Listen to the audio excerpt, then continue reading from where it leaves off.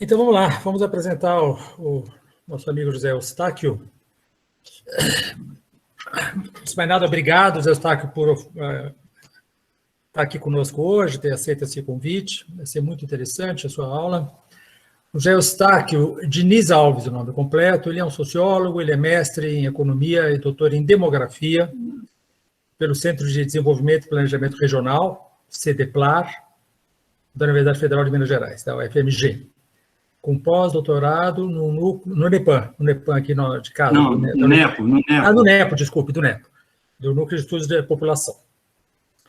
Ele é professor da Universidade Federal de Ouro Preto, foi professor, de 87 a 2002.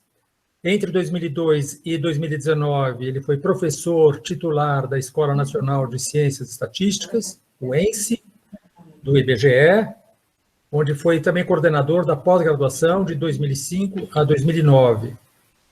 Foi tesoureiro e vice-presidente da Associação Brasileira de Estudos Populacionais, a ABEP, entre 2005 e 2008. Diretor de Finanças da Associação Latino-Americana de População, a ALAP, na gestão 2013 e 2014.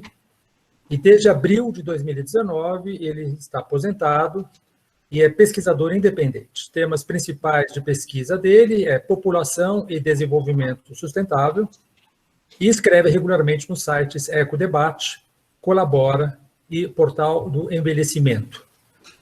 Se vocês quiserem depois, eu posso passar o link do Lattes dele, mas acho que é completamente fácil, que todo mundo pode pegar na internet.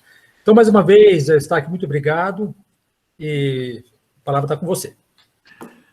Bom, gente, Luiz, muito obrigado, Gabriela. É uma honra muito grande estar participando desse curso e eu fiquei muito feliz de ter essa oportunidade, de discutir um tema tão importante, e principalmente essa questão da demografia, que existe um certo tabu aí na discussão demográfica, e também da própria questão do decrescimento, existe um certo tabu, uma certa dificuldade de pessoa aceitar algumas ideias nessa área, então eu fico muito feliz de ter essa oportunidade de debater, discutir e a gente aprofundar nesses temas.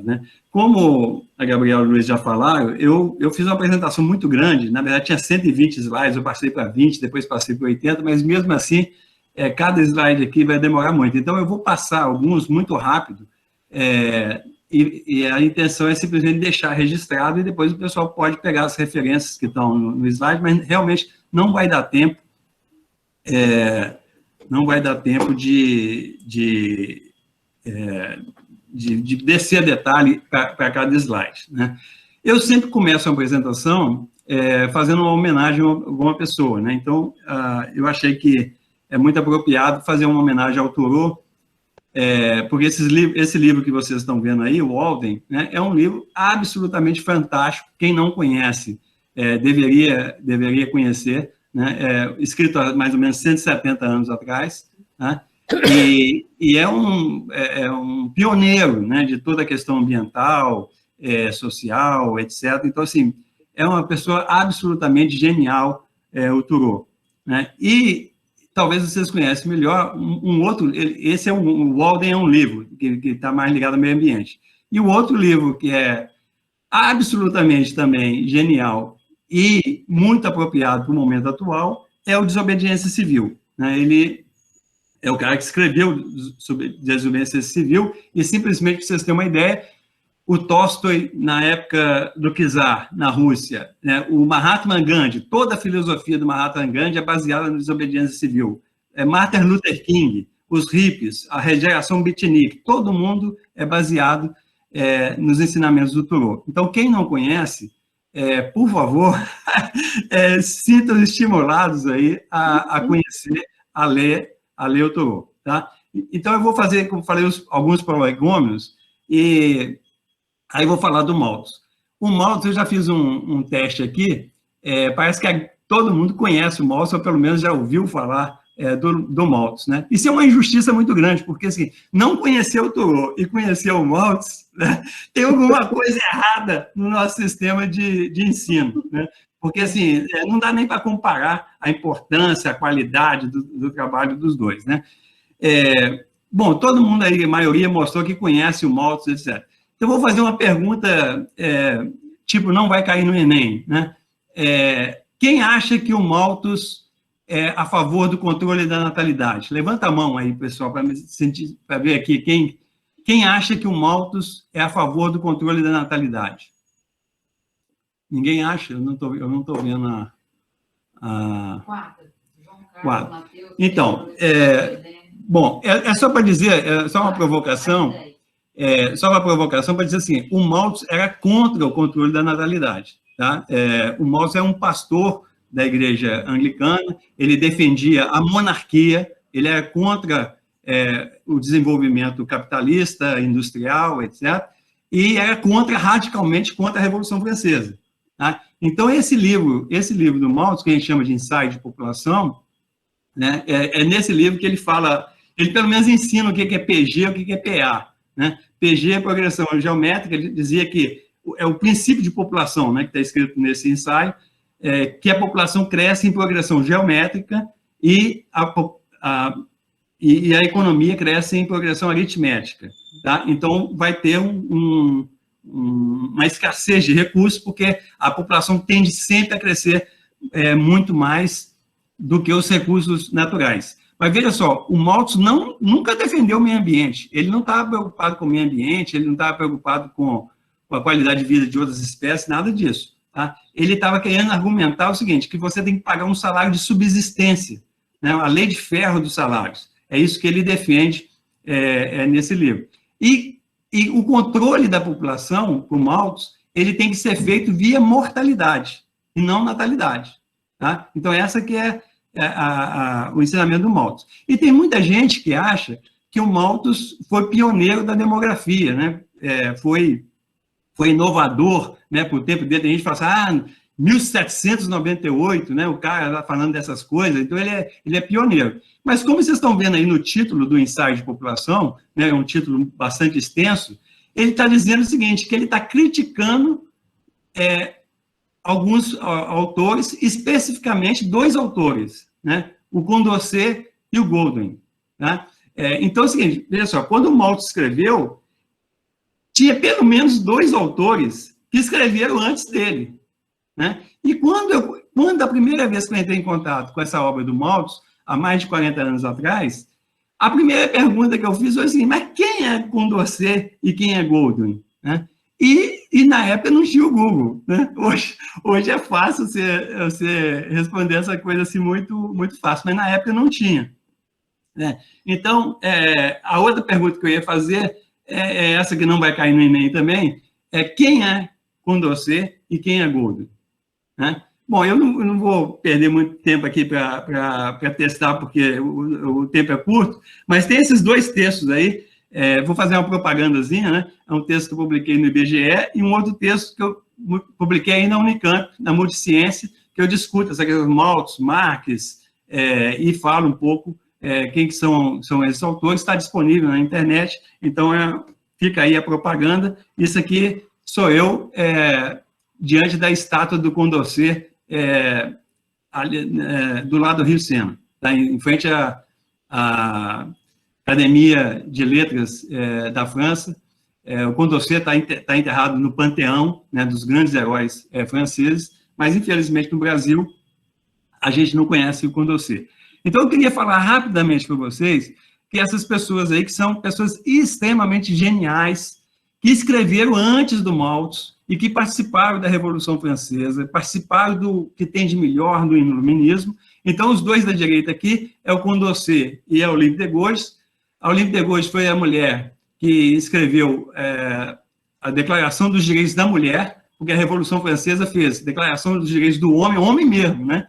E aí ela pegou e escreveu, influenciado pelo Condorcet, porque o Condorcet tem um texto absolutamente maravilhoso, de 1790, que ele faz a defesa do voto feminino naquela época da Revolução Francesa. Tá? E ele perdeu, teve a votação na Assembleia Nacional, e ele perdeu. E depois, quando entrou na época do terror, né, a Olympe de Gouges foi decapitada na guilhotina, e o Condorcet morreu na prisão em circunstâncias até hoje não esclarecidas. Tá? Mas é um cara que escreveu, junto com o Thomas Paine, um projeto de constituição. Eu sou até suspeito para falar o seguinte, porque o Condorcet é uma coisa absolutamente fantástica. Eu fico assim, impressionado as pessoas não conhecerem a obra, que ele é matemático, filósofo, revolucionário, etc. Tá? Mas se vocês não me cortarem, eu vou ficar aqui 2 horas só falando só sobre Condorcet. E do lado de cá, você tem o Goldwyn, que está sendo criticado lá, que é inglês, que o Maltz está criticando. E, para o nosso tema aqui, ele é importante porque é o seguinte, foi a primeira pessoa a falar em capacidade de carga. Né? Então, o título da nossa parece que fala de capacidade de carga. Quem primeira vez falou em capacidade de carga foi o Goldwyn.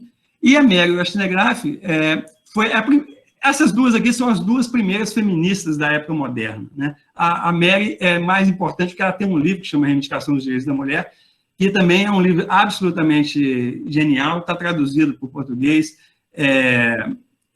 inspirou Simone de Beauvoir, o Condorcet também, todo mundo está no segundo sexo da Simone de Beauvoir, ela cita todas essas pessoas, e a Mary casou com o William Goldwyn. Né? Então, assim, um grande filósofo iluminista casou com, vamos dizer, a feminista mais importante, pioneira da modernidade. Né?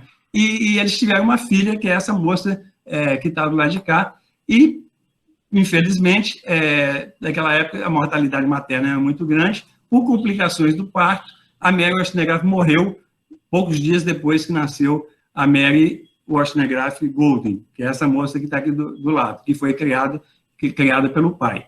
E essa moça, eu vou voltar para falar no final da apresentação, vou falar no livro dela, aos 18 anos de idade, ela escreveu um livro que também, sabe aquela história que você vai para uma ilha deserta, qual livro que você leva? Eu levaria esse livro, que chama Frankenstein. Né? Todo mundo conhece as histórias de quadrinhos, mas o livro original, né, escrito em 1818, 1º de janeiro de 1818 foi publicado, ela tinha 18 anos de idade quando ela escreveu, e fez 200 anos agora em 2018. Tá? E teve comemoração no mundo inteiro e tal. É um livro extremamente atual, e eu vou voltar a falar com ele, um slide no final sobre ele. E queria só registrar um outro livro que ela escreveu também, em 1826, tem quase 200 anos, que chama The Last Man, que é um livro que é o seguinte, ela imaginou uma epidemia que matasse todo mundo, que sobrasse um homem só. Então, ele chama The Last Man. Olha que coisa fantástica. Nós estamos vivendo numa época da pandemia e a Mary Wollstonecraft, filha do Goldwyn, que o Maltz estava criticando, escreveu um livro de uma pandemia que matou todo mundo e deixou uma pessoa só no mundo. Também eu acho que eu acho o Frankenstein mais importante filosoficamente, etc. Mas esse livro também é genial, do Last Man. Bom, nessa linha do Condorcet e do Goldwyn, eu fiz uma linha do tempo, não vai dar para falar toda a linha do tempo, dos direitos sexuais e reprodutivos. Eu queria só destacar uma outra pessoa absolutamente genial, que é a Emma Goldman, essa que está aqui em destaque, que é uma mulher que nasceu na Lituânia, né, cresceu na Rússia, foi perseguida na época do czarismo, aí foi para os Estados Unidos. Nos Estados Unidos, ela se tornou uma grande escritora anarquista, uma líder anarquista americana e grande defensora do planejamento familiar. Ela e a Margaret Sanger são 2 figuras no final do século XIX, né? Início do século XX. E nessa época, falar em planejamento familiar, em direitos sexuais e reprodutivos, esse termo nem usava, né? Esse termo é mais recente. Era proibido nos Estados Unidos. E aí ela foi expulsa dos Estados Unidos, a Margaret Sanger também, e como ela era da Rússia, ela foi para a Rússia, quando, no começo, um pouquinho antes da Revolução Bolchevique. Então, ela teve uma participação fundamental dos direitos da mulher na Revolução Russa, direito ao aborto, planejamento familiar, direito ao divórcio, todas essas questões, ela participou ativamente na Rússia durante a Revolução Bolchevique, e com a subida do Stalin, todo mundo sabe que o Stalin matou a maioria dos anarquistas que conseguiram, e alguns que conseguiram sobreviver, saíram da Rússia. Né? Então, a Emma Goldman saiu novamente da Rússia, depois da subida do Stalin, e aonde que ela foi cair logo depois? na Guerra Civil Espanhola. Então, ela participou da Guerra Civil Espanhola e depois ela foi para o Canadá e morreu no Canadá. Ela não pôde voltar para os Estados Unidos. Então, assim, é só para dar um exemplo de pessoas que são absolutamente geniais, que contribuíram com toda uma discussão demográfica. Infelizmente, a maioria das pessoas não conhece. E eu estou só indicando aqui, não vai dar tempo, eu gostaria de ficar 2, 3 horas falando só sobre essas pessoas, tá? Então, vou resumir rapidamente alguns termos, vamos dizer assim, sobre população e fecundidade, começando com o malthusianismo. Quando a pessoa fala malthusianismo, ela está dizendo controle da população via mortalidade, tá? Uma pessoa que está propondo controle da natalidade, você não pode chamar de malthusianismo, você tem que chamar de neomalthusianismo, né? Esse neo quer dizer que você mudou de controle da mortalidade pelo controle da natalidade, tá? Existem vários tipos de neomalthusianismo. Eu vou separar 2, que é um neomalthusianismo voluntário, democrático, vamos dizer assim, e um neomalthusianismo autoritário. Exemplos. Na China, na época ainda do Mao Tse-tung, em 1970, depois da Revolução Cultural, já no fim da Revolução Cultural, que a fecundidade estava muito alta na China, o governo daquela época ainda, Mao Tse-tung, Xu Enlai, etc., eles fizeram uma política que chama Wan Shishao, que quer dizer o seguinte, eles incentivaram as pessoas a ter filho mais tarde, a ter um maior espaçamento entre os filhos e ter menos filhos. Né? Isso que é basicamente essa política. Não tinha nenhuma coerção, é um incentivo, e realmente, assim, a fecundidade caiu de 6 no início da década de 70 para 3 no final da década de 70. Só que com as reformas lá do Deng Xiaoping, o governo chinês resolveu dobrar a aposta e fez uma política do filho único, que eu acho que a maioria já conhece, a gente pode discutir no debate, que é a política mais draconiana, a política neomalthusiana mais draconiana da história. Nunca no mundo você teve uma política de planejamento familiar igual do filho único, né? Eu não vou entrar aqui, depois a gente pode discutir, mas algumas outras autoritárias, a Índia teve política de esterilização, Fujimori, no Peru, teve política de esterilização, etc., mas a política de filho único é um marco no neomalthusianismo autoritário. Agora, você também tem o pronatalismo autoritário e o pronatalismo democrático. O pronatalismo autoritário, um exemplo claro, é do Hitler.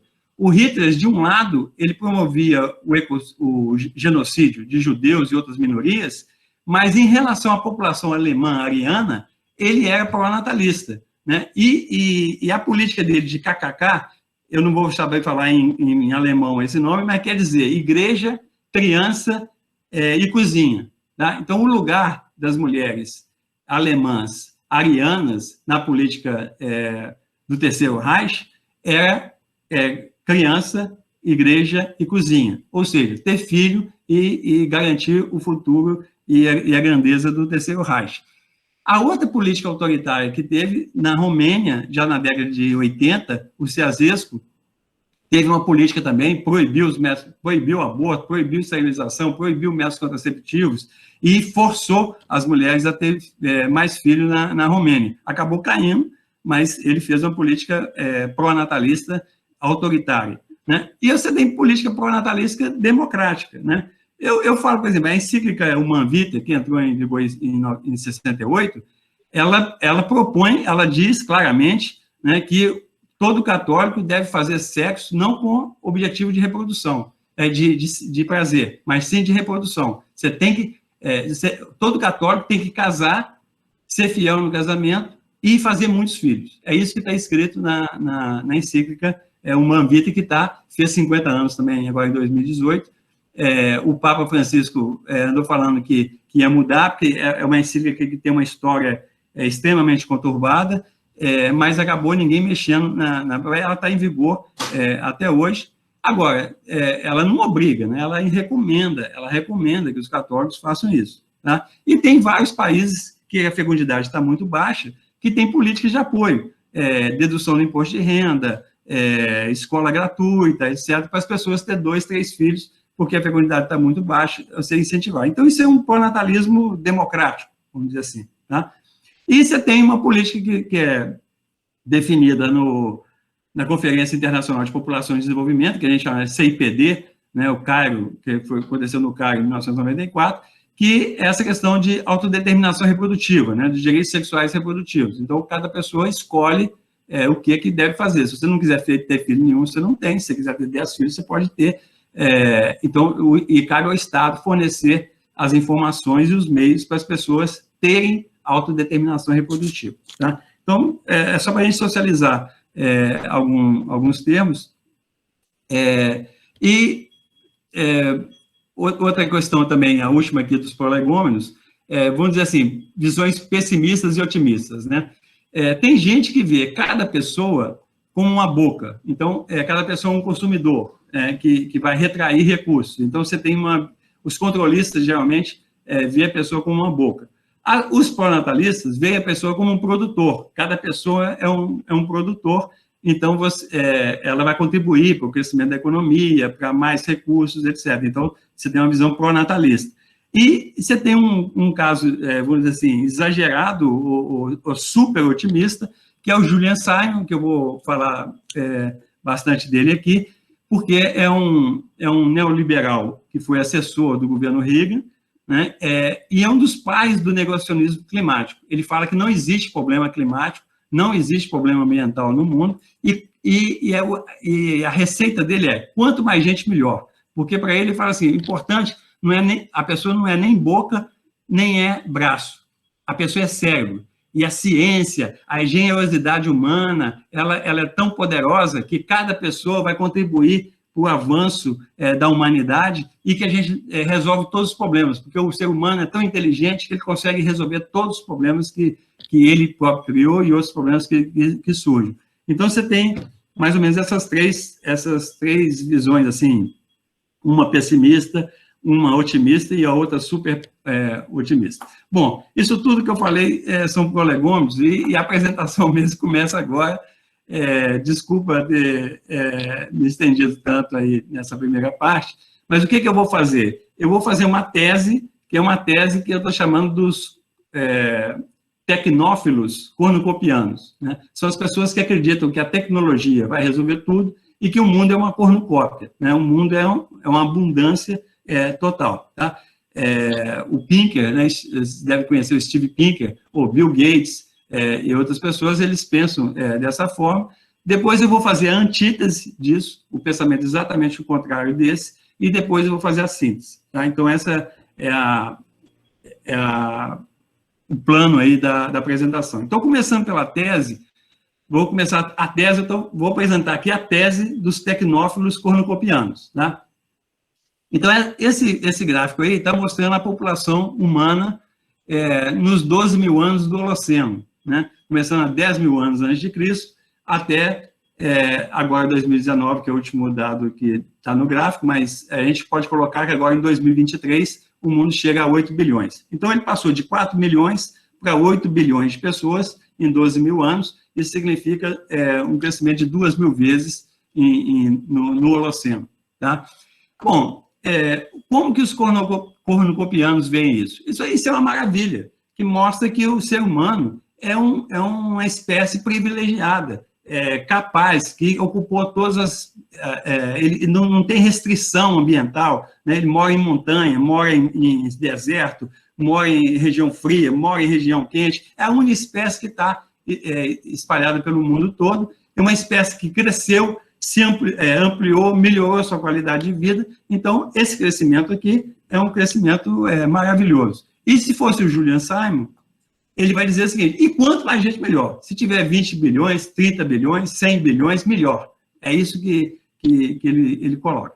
Mas tem outros, vamos dizer assim, cornucopianos, que são um pouco mais modestos do que o Julian Simon, e que usam esse arcabouço da transição demográfica. A transição demográfica é uma coisa extremamente interessante, porque é o seguinte, nos últimos 200 anos, um pouco mais, o que aconteceu? As taxas de mortalidade começaram a cair no mundo inteiro. Claro que alguns países primeiro, outros depois, mas veja só, desde o surgimento do Homo sapiens, 200 mil anos atrás, as taxas de mortalidade sempre foram muito altas, no mundo inteiro.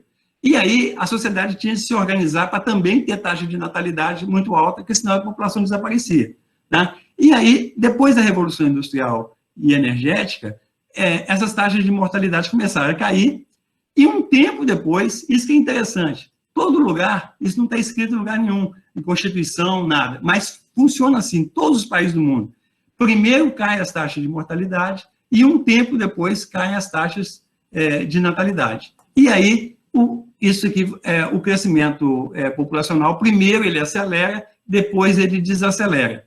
E a estrutura etária, vocês estão vendo aqui embaixo as pirâmides, né, a pirâmide vai ficando mais envelhecida. Isso que é a transição demográfica. Qual que é o resultado da transição demográfica? Esse gráfico mostra claramente um zoom aqui, né, nos últimos 300 anos, 400 anos aqui. Vocês vejam o seguinte, que essa linha roxa, ela mostra a taxa de crescimento anual da população mundial. Então, ela estava em 0,5%, ou menos de 0,5%, foi crescendo e chegou ao máximo, em 1968, com 2,1% ao ano. Quer dizer, em toda a história do Homo sapiens, o período de maior crescimento populacional da história foi em 1968, com 2,1%. Só para vocês terem uma ideia, se tivesse mantido esse 2,1%, né, a população atual seria de 14 bilhões, e ela está quase 8 bilhões. Então, 6 bilhões a menos foi porque essa taxa caiu. E essa taxa caiu para ela estar em torno de 1, e até o final do século ela zera. Essas projeções, gente, é o seguinte, só para esclarecer, são projeções da ONU feitas antes da pandemia. Tá? Isso aqui vocês estão vendo aí embaixo, que é de 2019, a revisão de 2019.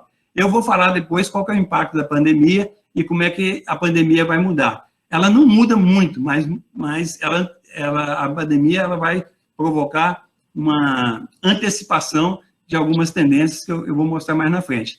Mas o que isso aqui está mostrando? Que o ritmo de crescimento populacional mundial, né, ele está diminuindo. Então, a população continua crescendo, mas é como um carro que você tirou o pé do acelerador, né, e o carro continua andando, mas numa velocidade cada vez menor. É isso que está acontecendo com a população mundial. Tá? O que aconteceu com a economia? Bom, se a gente fosse escutar o Malthus, né, o que o Malthus falava? Se a população cresceu tanto, a economia vai para o buraco. E esse gráfico aqui está mostrando, nos últimos 250 anos, veja só, que a economia, o PIB mundial, ele cresceu 134 vezes, a população 9,2 vezes, e a renda per capita 14,6 vezes. Ou seja, um operário médio, hoje em dia, no mundo, ele ganha 15 vezes mais do que um operário médio de 250 anos atrás. Eu escolhi aqui 1768, porque foi o ano que o James Watt patenteou a máquina a vapor. Foi a primeira máquina a usar combustível fóssil. Tá? Foi em 1768, por isso que a lâmpada que eu estou usando aqui para me iluminar aqui é de 60 watts. É em homenagem ao James Watt, né? Que fez a primeira utilização aí do combustível fóssil. E vocês veem que o combustível fóssil, nesse período, ele teve mais ou menos o mesmo comportamento, né? A mesma progressão da economia. Tá? Então, isso aqui, quer dizer, os cornucopianos vão mostrar o seguinte, olha, o Malthus está totalmente errado, né? Aconteceu exatamente o oposto. Quem cresceu em PG, progressão geométrica, foi a economia. A população cresceu, apesar daquele crescimento tão grande, ela cresceu em progressão aritmética, comparado com o crescimento da economia. Tá? Como que ficou a questão social? Esse gráfico aqui está mostrando o seguinte, em 1820, você tinha 94% da população mundial abaixo da linha da extrema pobreza. Tá? Você tinha só 6% da população acima da linha da extrema pobreza. Em 2015, que são os últimos dados, você tem 10% da população mundial abaixo da linha da extrema pobreza e 90% acima da linha da extrema pobreza. Então, o que aconteceu nesse período? Houve uma grande, mas imensa, inédita, nunca na história da humanidade. A gente pode dizer, nunca na história desse país, né? Nunca na história desse mundo, né? Teve uma redução da pobreza tão grande como nesse período. Tá? É isso que esse gráfico mostra. E esse da direita, o que ele mostra é a fome. A taxa de pessoas passando fome nessas décadas, eu queria dar destaque a essa coluna mais alta aqui, é de 1870. Né? E o que aconteceu em 1870? Aconteceu a Comuna de Paris, que ela acabou de fazer 150 anos, agora em maio, 150 anos da Comuna de Paris. E na Comuna de Paris foi feito o hino da Internacional Socialista. Quem conhece o hino deve saber como é que começa o hino, né? Com essas frases aqui em cima: de pé, ó vítimas da fome, de pé, famélicos da terra. É assim que começa o hino da Internacional Socialista. Quando é que ele foi feito? Na década de 1870, que é a década que teve a maior fome do mundo já registrada. Tá? Depois teve outras guerras, e a atual década, esse aqui vai de 2000 a 2016, a fome subiu um pouquinho depois de 2016, mas comparado com as décadas anteriores, a fome é residual hoje em dia no mundo, comparado com o que aconteceu no passado. Gente, eu estou falando a tese cornucopiana, tá? Então, deixar só claro o que eu estou argumentando aqui.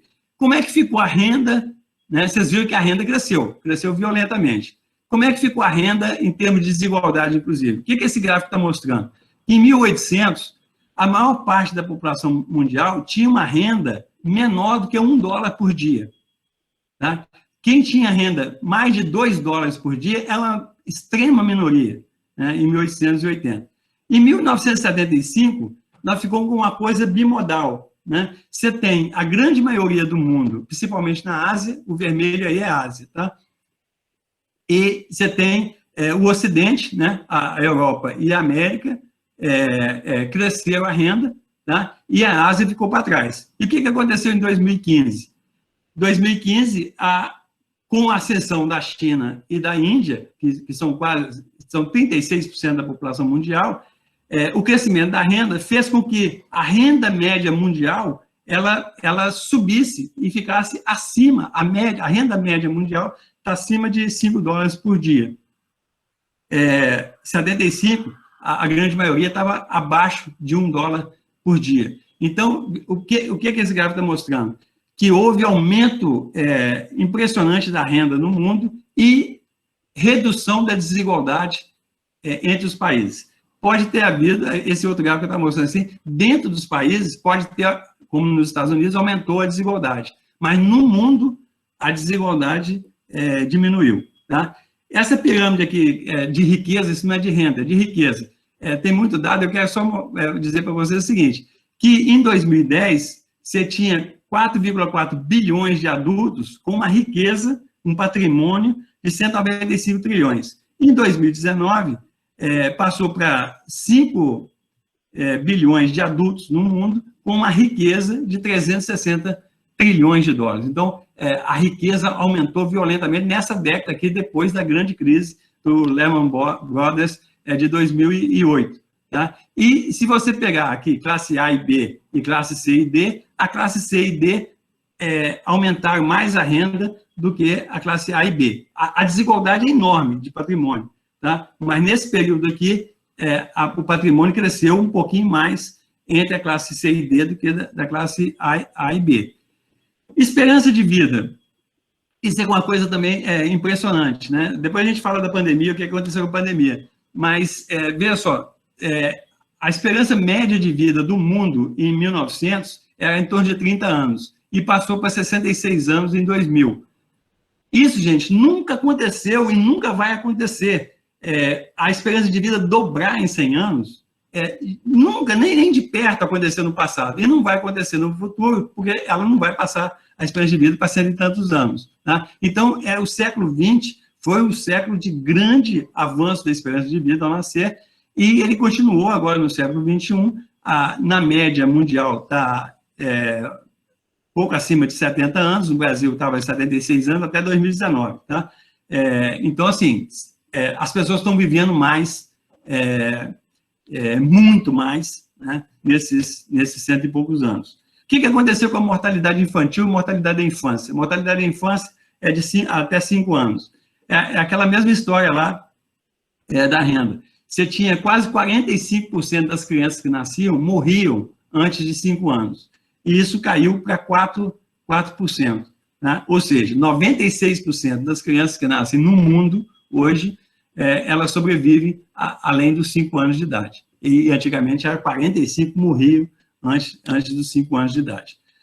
E o que aconteceu com a desigualdade e com o meio ambiente? Segundo a curva de Kuznets, a curva de renda, que o Kuznets ele fez a famosa curva dele para a renda, né? O que ela diz? Que no começo do capitalismo, no começo do desenvolvimento, a desigualdade aumenta. Mas na medida que você for avançando com o capitalismo, for avançando com o desenvolvimento, a desigualdade diminui. É isso que a curva de Kuznets de renda está falando.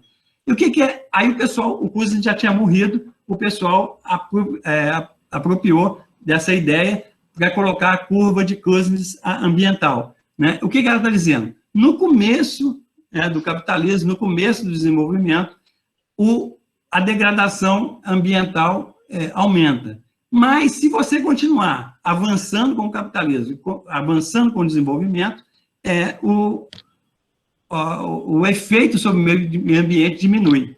Tá? Então, é o seguinte, qual que é o resumo dessa história toda? O iluminismo venceu, o progresso é uma realidade. Isso aqui é um texto do Steve Pinker, né?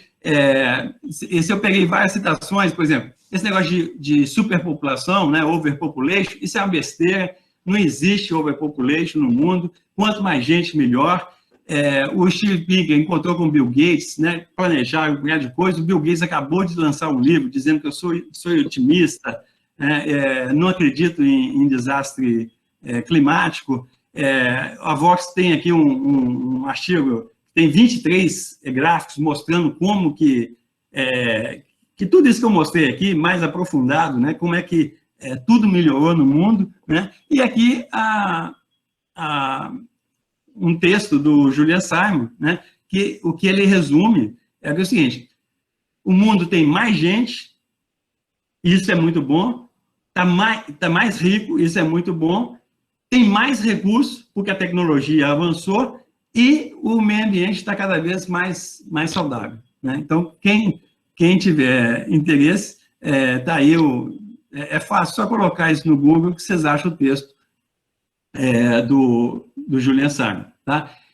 Bom, o pessoal, o Steve Pinker, por exemplo, ele fala muito de iluminismo, né? E a gente eu mostrei lá no início que o Mao estava combatendo ideias iluministas. Aí vocês falam, bom, mas né, que iluminismo que é esse? É porque você tem, tudo na vida, você tem vários iluminismos, né? Então, você tem um iluminismo, vamos dizer assim, otimista, que é do Leibniz, né? Que o Leibniz costumava falar o seguinte: nós vivíamos no melhor dos mundos. Isso ele falava no século XVIII, tá? Século XVII, século XVIII, ele falava que a gente vivia no melhor dos mundos. E o Voltaire, quando escreveu o Cândido Otimismo, ele escreveu em resposta ao Leibniz, né? O Voltaire também é autor iluminista, né? Que discordava das ideias do Leibniz. Então, em síntese, essa parte da tese que eu tentei fazer é mostrar como que os cornucopianos enxergam o mundo e como é que eles enxergam o futuro, né? Que é um futuro brilhante de o ser humano conseguindo resolver todos os problemas sociais e ambientais, tá?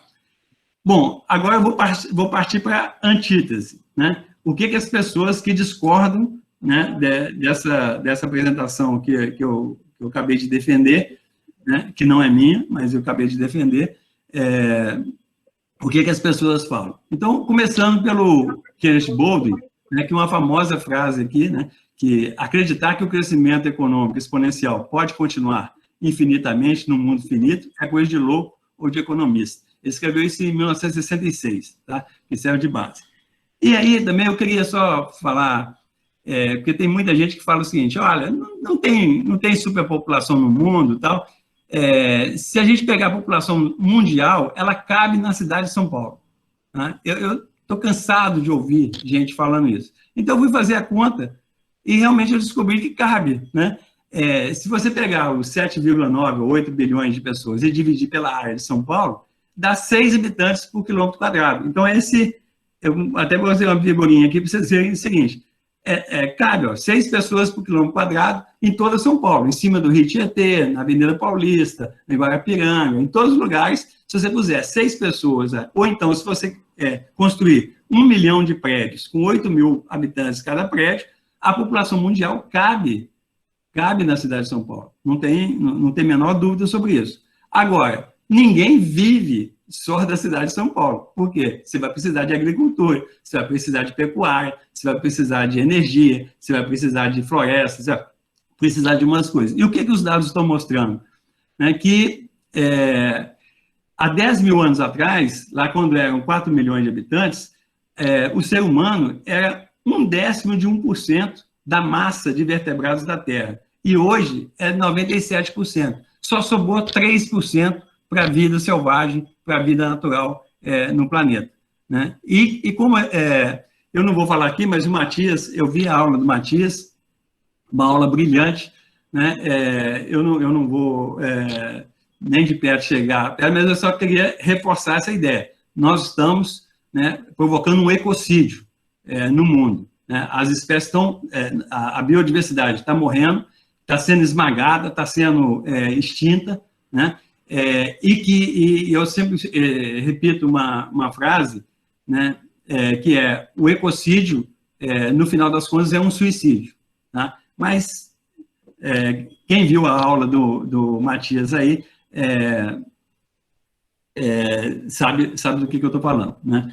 Bom, então vamos entrar na questão das mudanças climáticas. Também teve a aula do Paulo Artacho, vai ter a aula do Luiz Marques, etc. Eu não quero concorrer com as pessoas que conhecem muito mais do que eu quero simplesmente colocar a questão da população, né? Como que a gente coloca a população junto com as mudanças climáticas, né? Então, a primeira coisa, essa matéria saiu ontem, pois aqui, que o nível de dióxido de carbono na atmosfera é o maior nos últimos 4,5 milhões, 5 milhões de anos atrás. Quer dizer, o Homo sapiens, ele surgiu há 200 mil anos atrás, mas a espécie Homo, ele surgiu há 3 milhões de anos atrás. Então é o seguinte, se você pegar os nossos ancestrais mais antigos, de 3 mil anos atrás, nunca nenhum ancestral nosso viveu numa era com tanto CO2, com efeito, como é que chama? Com efeito estufa tão elevado como agora. Então, é uma coisa, o nível de CO2 na atmosfera é o maior desde que surgiu os nossos antepassados mais distantes. Né? E por que aumentou tanto? Aumentou por aquilo que eu mostrei, que houve, desde que o James Watt inventou a máquina a vapor, né, a gente está usando combustível fóssil. Começou com carvão mineral, depois petróleo, depois gás natural, etc. E a curva é assim, né? Essa é a curva que é uma curva extremamente exponencial. E em termos de países aqui, eu não vou falar tudo, mas são os países, a emissão de acordo com os países. Tá? O combustível fóssil, assim, só para reforçar, o combustível fóssil é realmente uma coisa impressionante, porque esse dado aqui, ó, 3 colheres de combustível fóssil, de petróleo, ele equivale a 8 horas de trabalho. Então, você pensa o seguinte, antigamente, tudo era feito com força humana ou força animal, né? Cavalo, boi, etc. Aí, o que o combustível fóssil faz? Ele cria uma força extrassomática, né? E é uma força absolutamente genial, porque você substitui com 3 colheres de petróleo, você constitui um operário de 8 horas. Com 1 milhão de barris de petróleo, você substitui 100 milhões de pessoas por dia. Né? Então, é uma coisa extremamente impressionante, né? O poder de transformação que tem os combustíveis fósseis. Né? Agora,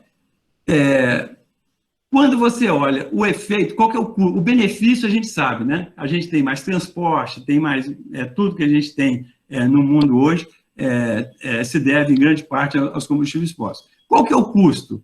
O custo é o efeito de estufa. Né? E esse gráfico aqui está mostrando as emissões de CO2, tem outras emissões, né? Metano, etc., que é só CO2, tá? E a temperatura. Então, as barras aqui é a temperatura, a linha é a emissão de CO2. E aqui é uma relação estatística que está mostrando o quê? Que 85% desse aumento da temperatura, ele está correlacionado com as emissões de CO2. Tá? Então, é uma relação estatística. Né? Os negacionistas, eles falam que isso é bobagem, mas eu acho que aqui, a grande maioria aqui concorda que isso aqui é ciência, né? Mostrar que tem uma relação de 85%, né, da temperatura está ligado com o CO2 é ciência. Alguém discorda dessa estatística aqui? Só para... Se alguém discorda, levanta a mão. Se ninguém levantou a mão, é porque todo mundo concorda, né? Ou seja, aumentando o CO2, aumenta a temperatura. Agora vamos ver população e emissão. A linha azul é a população, a linha laranja é emissão. O que mostra a estatística? 99% das emissões estão correlacionadas com o crescimento populacional. Tem algum negacionista aí que quer discordar dessa estatística? Perguntando assim, que vai Eu acho que ninguém vai querer responder, né? Mas eu estou só fazendo uma provocação para mostrar o seguinte: quando você mostra a correlação entre CO2 e temperatura, todo mundo concorda. Mas quando você mostra que existe uma correlação entre população e CO2, as pessoas tendem a discordar. Né? Quando você mostra população e temperatura, a relação é 87%. Tá? Quando você mostra economia e temperatura, 85%. Quando você mostra economia e emissões, 95%. Tá? Então, eu estou falando isso assim, eu estou defendendo a antítese, tá, gente? Eu já defendi a tese, agora estou defendendo a antítese. Então, o que o pessoal coloca é o seguinte: existem os negacionistas demográficos, as pessoas que acham que a população não influi em nada. Né? Então, eu vou fazer uma outra pergunta aqui, que não vai cair no Enem. Né? Quais são os 3 países que mais emitem CO2 hoje no mundo? Aí tem as alternativas: os 3 países de maior renda per capita, os 3 maiores produtores de petróleo, os 3 que mais desmatam, e todas as 3 estão corretas, nenhuma das alternativas anteriores está correta. O que vocês acham? Azul, verde, marrom. Então, ó, como o tempo é curto, eu vou mostrar. Os 3 países mais poluidores do mundo são os 3 países mais populosos. Tá? Quem são os 3 países? A China, em primeiro lugar, é quem mais emite. A Índia, em segundo lugar, é quem mais emite. E os Estados Unidos, que é o 3º país mais populoso, é o 3º que mais emite. Tá? A Índia passou os Estados Unidos recentemente. Antigamente era os Estados Unidos, mas atualmente... Então, assim, os 3 países mais populosos são os 3 países que mais emitem e na ordem da população na situação atual. Como é que era antigamente? Veja só, esse gráfico está mostrando que no século XVII, século XVIII, XIX, quem basicamente 99% das emissões era a Europa, né? Principalmente a Europa Ocidental. Aí, com o avanço dos Estados Unidos, os Estados Unidos passou a ser grande emissor, e aí até 1900, 96%, 97% das emissões estavam na Europa e nos Estados Unidos. Em 1950, outras regiões da Europa, né, e outras regiões do mundo começaram a emitir mais, e hoje, Estados Unidos e Europa, juntando a Europa Ocidental e Europa Oriental, as emissões estão mais ou menos 60%. Fora desses 2 que concentravam no passado, vocês veem que o que mais cresce do mundo são as emissões fora dos Estados Unidos e da Europa. Tá? Isso aqui é um mapa que mostra, pelos países, aqui é 1960, e esse outro aqui é 2019. Né? Então, dá para vocês verem como é que espalhou as emissões, se espalhou para a maioria dos países do mundo. Eu tinha um gráfico aqui que eu cortei, mas que mostra que repete aquilo ali, que são os países em desenvolvimento que mais crescem. Quem mais emite são os países ricos, mas o que mais cresce hoje em dia são os países em desenvolvimento. Tá? E é por isso que eu queria só chamar a atenção que o protocolo de Kyoto, que é de 1997, ele julgava todo o custo, né, vamos dizer assim, da resolução dos problemas climáticos nos países ricos, né, e acabou, o protocolo de Kyoto fracassou, né, porque os países ricos não vão querer pagar essa conta sozinhos, principalmente que as emissões estão crescendo nos países em desenvolvimento. E aí a filosofia do Acordo de Paris é exatamente essa, que todo mundo tem que pagar. Não é só, é claro que os países ricos têm de ter um peso maior, mas essa conta é geral. Ninguém escapa dessa conta. É essa que é a filosofia atual do Acordo de Paris, né? E aqui é só para mostrar o seguinte, né, que aqui há 5 milhões de anos, nós estamos no limiar da maior temperatura dos últimos 5 milhões de anos, né, e indo para uma coisa... aí o Paulo Artacho e o Luiz Marques já vão falar muito mais do que eu, mas eu quero só chamar o seguinte: nós estamos indo para uma coisa absolutamente séria, né, com esse aumento da temperatura no mundo. Isso aqui é para mostrar os últimos 8 anos, que até 2013, você tinha um ano que a temperatura baixava muito e tal, mas de 2014 para cá, todos os anos são os mais quentes do que os anteriores.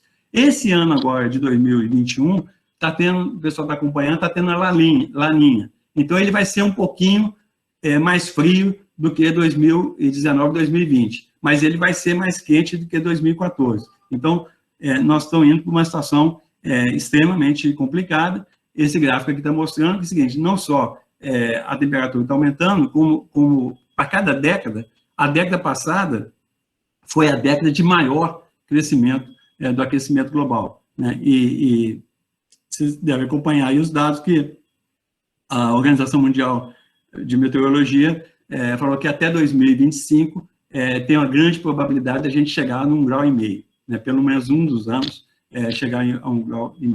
Tá? Então, isso é o que eu queria mostrar de mudanças climáticas. Agora, eu vou mostrar a questão da capacidade de carga, né? A capacidade de carga tem várias maneiras de medir. Uma maneira muito engenhosa e muito interessante, né, e muito utilizada hoje no mundo, que é a pegada ecológica. Então, o que é pegada ecológica, para que o pessoal não sabe? Você junta tudo que a pessoa produz, que no mundo produz, né? Viagem de carro, viagem de avião, carro, celular, computador, corte de cabelo, tudo que entra no PIB, você transforma isso tudo em hectares globais, tá? E você calcula qual que é a biocapacidade da Terra ou do país. Isso pode ser calculado do país, pela cidade, por bairro, aonde você tiver dados, você pode calcular. Então, a ideia é o seguinte: a pegada ecológica é tudo que o ser humano impacta sobre a natureza, tá? Passou aqui sem eu querer. A pegada ecológica é tudo que o ser humano impacta sobre a natureza. E a biocapacidade é aquilo que a natureza pode te fornecer. E o que esse gráfico está mostrando? Que até 1970, você tinha superávit ambiental no mundo, né? A pegada ecológica era menor do que a biocapacidade. E a partir de 1970, você passa a ter déficit. E esse déficit cresce ano a ano, né?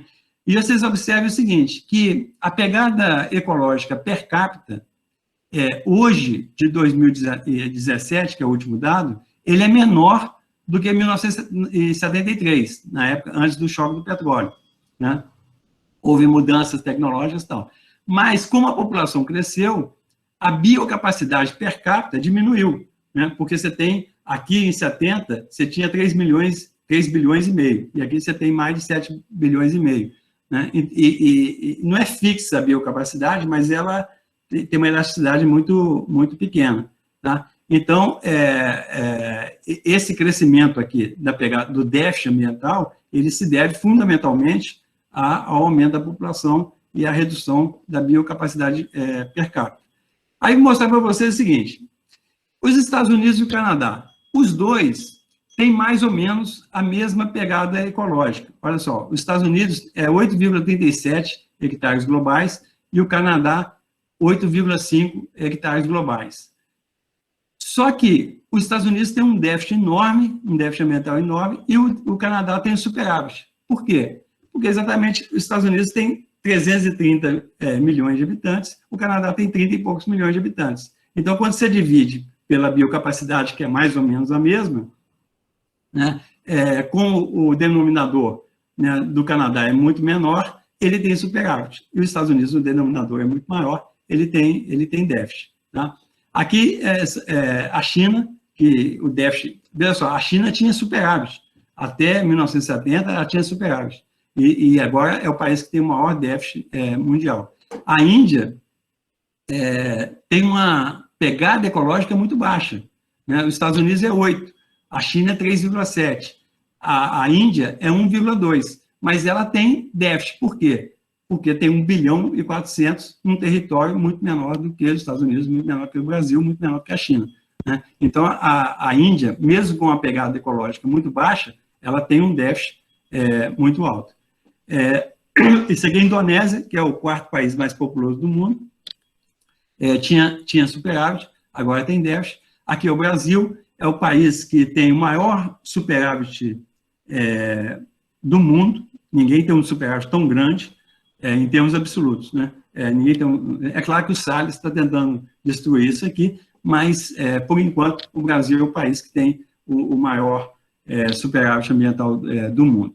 Eu queria dar um exemplo do Burundi, porque o pessoal fala assim, o país, o Burundi, tem uma renda per capita extremamente baixa. Está aqui, ó, nesse gráfico aqui, atualmente, a renda per capita em poder de paridade de compra é $600 por ano. Né? No Brasil, é $15 mil por ano. Nos Estados Unidos, é $60 mil por ano. Então, o Burundi é um país extremamente pobre. E tem um déficit ambiental enorme. Né? Ele tem uma pegada ecológica muito baixa, 0,6 hectares globais por pessoa. Né? Mas por quê? Porque, assim, como é um país pequeno, tem pouco recurso e tem muita gente, né? Então ele tem um déficit muito grande. E é um país que a renda per capita, vocês estão vendo aqui, ó, a renda per capita está diminuindo. Aqui a população era 2,4 milhões em 50, passou para 11 e vai chegar a 50 milhões. Então, o Burundi é o que a gente chama de armadilha da pobreza. Veja só, o Burundi, a contribuição dele para o aquecimento global é pequeniníssima.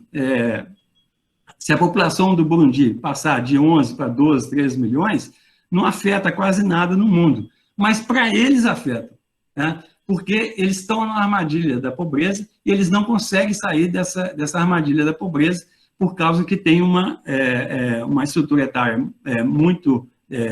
com muito dependente em relação a pessoas e por vários motivos. Né? Mas é só para mostrar que um país muito pobre, ele pode ter um déficit muito alto. E esse caso aqui, que eu acho interessante da Bulgária, porque a Bulgária, na década de 90, tinha um déficit relativamente alto, né? Só que a Bulgária entrou em crise. A população da Bulgária está diminuindo, há algum tempo a população está diminuindo, e ele entrou numa crise econômica. Então, com o decrescimento da população e decrescimento da economia, a Bulgária saiu de déficit para superávit. Né? Isso é um caso raro, mas aconteceu. Tá? Isso aqui repetindo a mesma coisa, só que de vez de pegar o per capita, estou pegando aqui a pegada ecológica total e a biocapacidade total. Tá? E aí eu vou mostrar um dado, as pessoas assustam com o que eu vou mostrar agora, mas veja só, se eu só mostrar aqui no gráfico, é o seguinte, a biocapacidade global é 12 bilhões de hectares globais, tá? E a pegada ecológica é quase 21 bilhões de hectares globais. Aí a pessoa fala assim, o meio ambiente, quem provoca dano no meio ambiente são os ricos. Então, vão acabar com a desigualdade. Então, tudo bem. Vamos supor que todo mundo tem a mesma pegada ecológica. Tá? O déficit continua. Se você simplesmente pegar tudo que se produz no mundo e distribuir, do ponto de vista ambiental, você não resolve. Ou seja, nós já superamos a capacidade de carga do planeta. Então, nós temos de aliviar essa capacidade de carga para ter um caminho sustentável, né? Então, a gente vê muito... Eu peguei isso aqui na internet, tá? Tá o link aí para quem quiser ver, tá o título para ver, que é o seguinte: para salvar o planeta, vamos expropriar os ricos. Aí vai, então tá, então vamos expropriar os ricos. O que eu fiz dessa tabela aqui? Aqui é a população, a pegada ecológica, a biocapacidade, o per capita, o déficit, etc. Então, é por faixa de renda, tá? Então, você vê o seguinte: a renda baixa, basicamente aqui são países da África subsaariana, você tem basicamente equilíbrio. Você tem um déficit ecológico muito pequenininho, mas você está equilibrado, pegada ecológica com biocapacidade. A renda média baixa, você já tem um déficit de 1 bilhão e 500 milhões de hectares globais de déficit. Na renda média alta, o déficit é de 3 bilhões e 300. E na renda alta, são os países ricos, né, 3,6 bilhões de hectares do déficit. Então, o que eu vou fazer? Eu vou eliminar essa tabela aqui que eu fiz. Eu eliminei os ricos, tá? Mandei para Marte, para colonizar Marte. E aí, essa linha aqui é a pegada ecológica e a biocapacidade sem os ricos. Eu tirei, mandei para Marte. E aí restou um déficit de quase 2 bilhões de hectares. Ou seja, não basta, o que eu quero mostrar com isso aqui é o seguinte, que não basta redistribuir a riqueza e não basta expropriar os ricos ou mandar os ricos para Marte, né? O problema ecológico o buraco é mais embaixo do que simplesmente isso, tá? Bom, isso aqui é o que eu já falei. Aqui eu queria só reforçar que a maior parte da pegada ecológica é emissões de carbono, tá? Isso aqui é para mostrar que aquele negócio da curva de Kuznets, né, que a gente está fazendo desacoplamento entre economia e meio ambiente. Não é verdade. A gente, no mundo hoje, a gente consome, veja só, 100 bilhões de toneladas de material por ano. Isso que a economia retira da natureza e depois devolve como lixo, né? Retira 100 bilhões de toneladas da natureza e devolve como lixo e como poluição, né? E se você pegar aqui o sistema alimentar, né, a produção de alimento no mundo hoje, ela responde por 30% das emissões, 80% do desmatamento e 70% da água doce no mundo, tá? Eu tô chegando no limite aí de 1 hora, mas agora que vai entrar... Bom, eu defendi 2 teses, tá? Eu tentei fazer a defesa de cada uma delas. Aí, agora, vou tentar fazer a síntese, né? Sobre a questão do decrescimento, né? Então, a primeira coisa que eu queria falar é o seguinte: essa frase aqui é muito repetida entre os decrescentistas, né, que a sua recessão não é o meu decrescimento, né? Então, assim, quando eu falo decrescimento, eu não estou falando em recessão, né? Eu não estou falando em crise econômica, é outra discussão. Essa faixa aqui é uma faixa que, aqui no Rio, na Rio 2012, que o movimento decrescentista, isso aqui na Rio Branco, estendeu essa faixa, fez uma manifestação bem legal, né? Em relação à população, só para dizer o seguinte: a Conferência do Cairo, que ela é centrada em direitos sexuais e reprodutivos, mas ela deixa claro, isso aqui está copiado lá do plano de ação: a erradicação da pobreza contribuirá para reduzir a velocidade do crescimento demográfico e para chegar de imediato a uma estabilização da população. O que o Cairo apostou? Que se você, e os ODS também, os ODS apostam nisso. Se você melhorar a qualidade de vida, a cidadania, né, da população mundial, as pessoas vão reduzir automaticamente a população, né? Tem gente que questiona se é tão automático assim, se não é automático e tal, mas isso aqui está na conferência do Cairo e está também nas ideias dos ODS. Tá? E isso aqui é o alerta dos cientistas, que saiu agora em 2019, mostrando que a gente deve levar a sério essa questão populacional. Né? Aqui das ODS, não vai dar tempo de falar, que é um negócio muito interessante, que é do bônus demográfico, né? Como que contribui a transição demográfica, como que ela contribui com o bônus demográfico e como é que isso contribui para o aumento do bem-estar da população. Mas isso aí a gente pode discutir em outro momento. E aqui, para deixar claro, que todos os países que aumentam o IDH, se você aumenta o IDH, né, o Índice de Desenvolvimento Humano, a pegada ecológica sobe. Né? Então, qual que é o desafio? O desafio é melhorar a qualidade de vida humana sem empobrecer o meio ambiente. Tá? Eu vou voltar nisso aí, mas é só para dizer o seguinte, eu queria falar rapidamente sobre a pandemia, porque a Covid-19, todo mundo está vendo aí, aumentou muito a mortalidade, diminuiu, né, a esperança de vida. No Brasil, a esperança de vida diminuiu quase 2 anos, só em 2020, né, se você pegar agora 2021, vai diminuir uns 3 anos. A esperança de vida é calculada de uma forma seguinte, se passar a pandemia e acabar essas mortes da pandemia, ela volta, tá? Mas só para deixar claro que ano passado, no Brasil, caiu 2 anos, e esse ano vai cair mais. Nós vamos chegar a 500 mil mortes agora no final da próxima semana. Agora, além disso, a pandemia reduziu a natalidade no mundo inteiro. A gente não tem dados da África ainda, mas a ONU está preparando as projeções para 2021. Ela vai atualizar todas essas projeções. E ela fez uma reunião agora 10 e 11 de maio, né, mês passado, um mês atrás, reuniu demócratas do mundo inteiro, né, e para discutir qual que é o impacto da pandemia sobre a fecundidade. E o consenso geral é que diminuiu a fecundidade no mundo inteiro. Tá? Muitos lugares não tem dado ainda, mas, de um modo geral, a fecundidade diminuiu. Ela não só aumentou a mortalidade, mas diminuiu a fecundidade. E aí você começa a ver muita coisa na mídia, né, falando, nós vamos ter uma crise demográfica e tal. Esse livro aqui, ó, Empty, Planeta Vazio, esse livro já saiu em 2017, 2016, o que ele fala é o seguinte, que nós não temos problema de superpopulação, não. Na verdade, o grande problema do mundo é que o mundo está caminhando para a extinção do ser humano.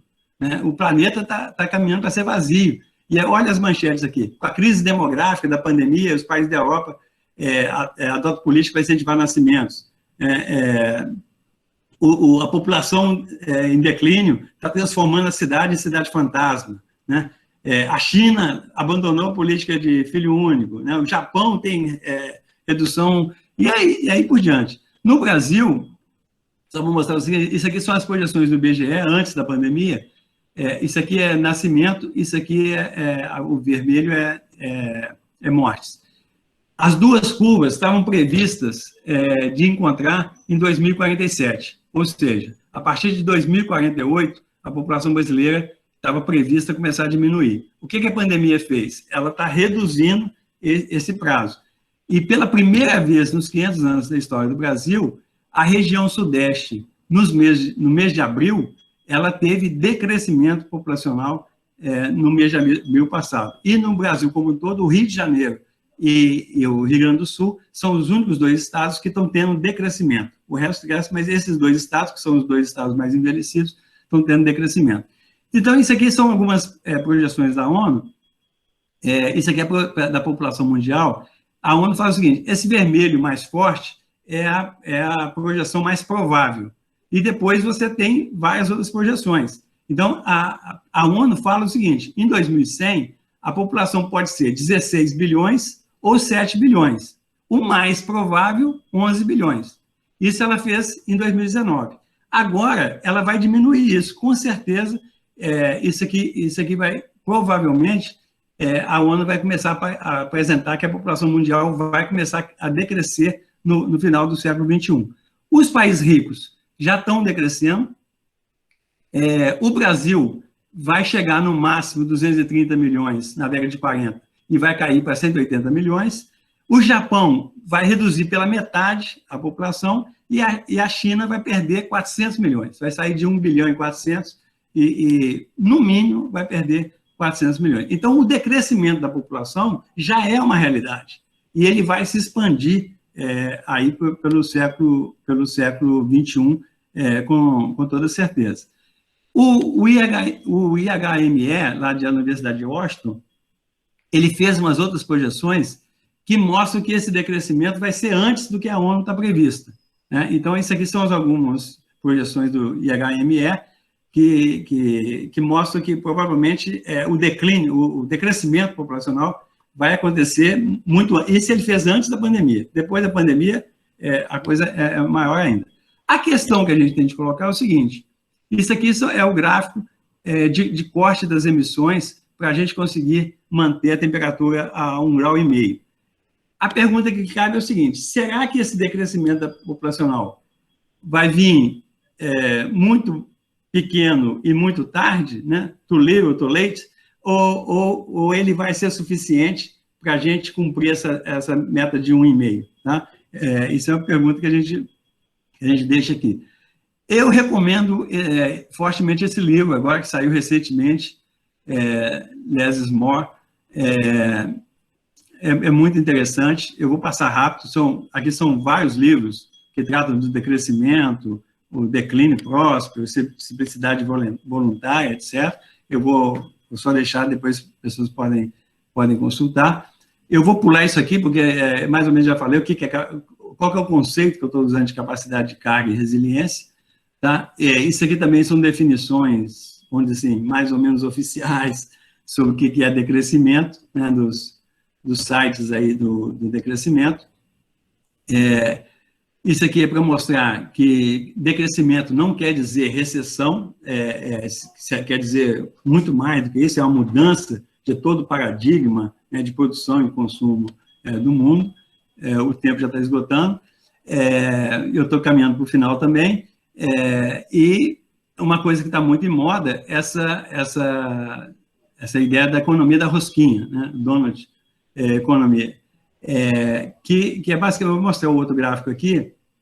Essa ideia é muito legal, porque é o seguinte: ela junta a questão das fronteiras planetárias com a questão social. Então, é o seguinte: o que ele está dizendo? Que você tem que resolver todos esses problemas sociais que estão aqui no centro do círculo, sem extrapolar as fronteiras planetárias que estão aqui por fora do círculo maior.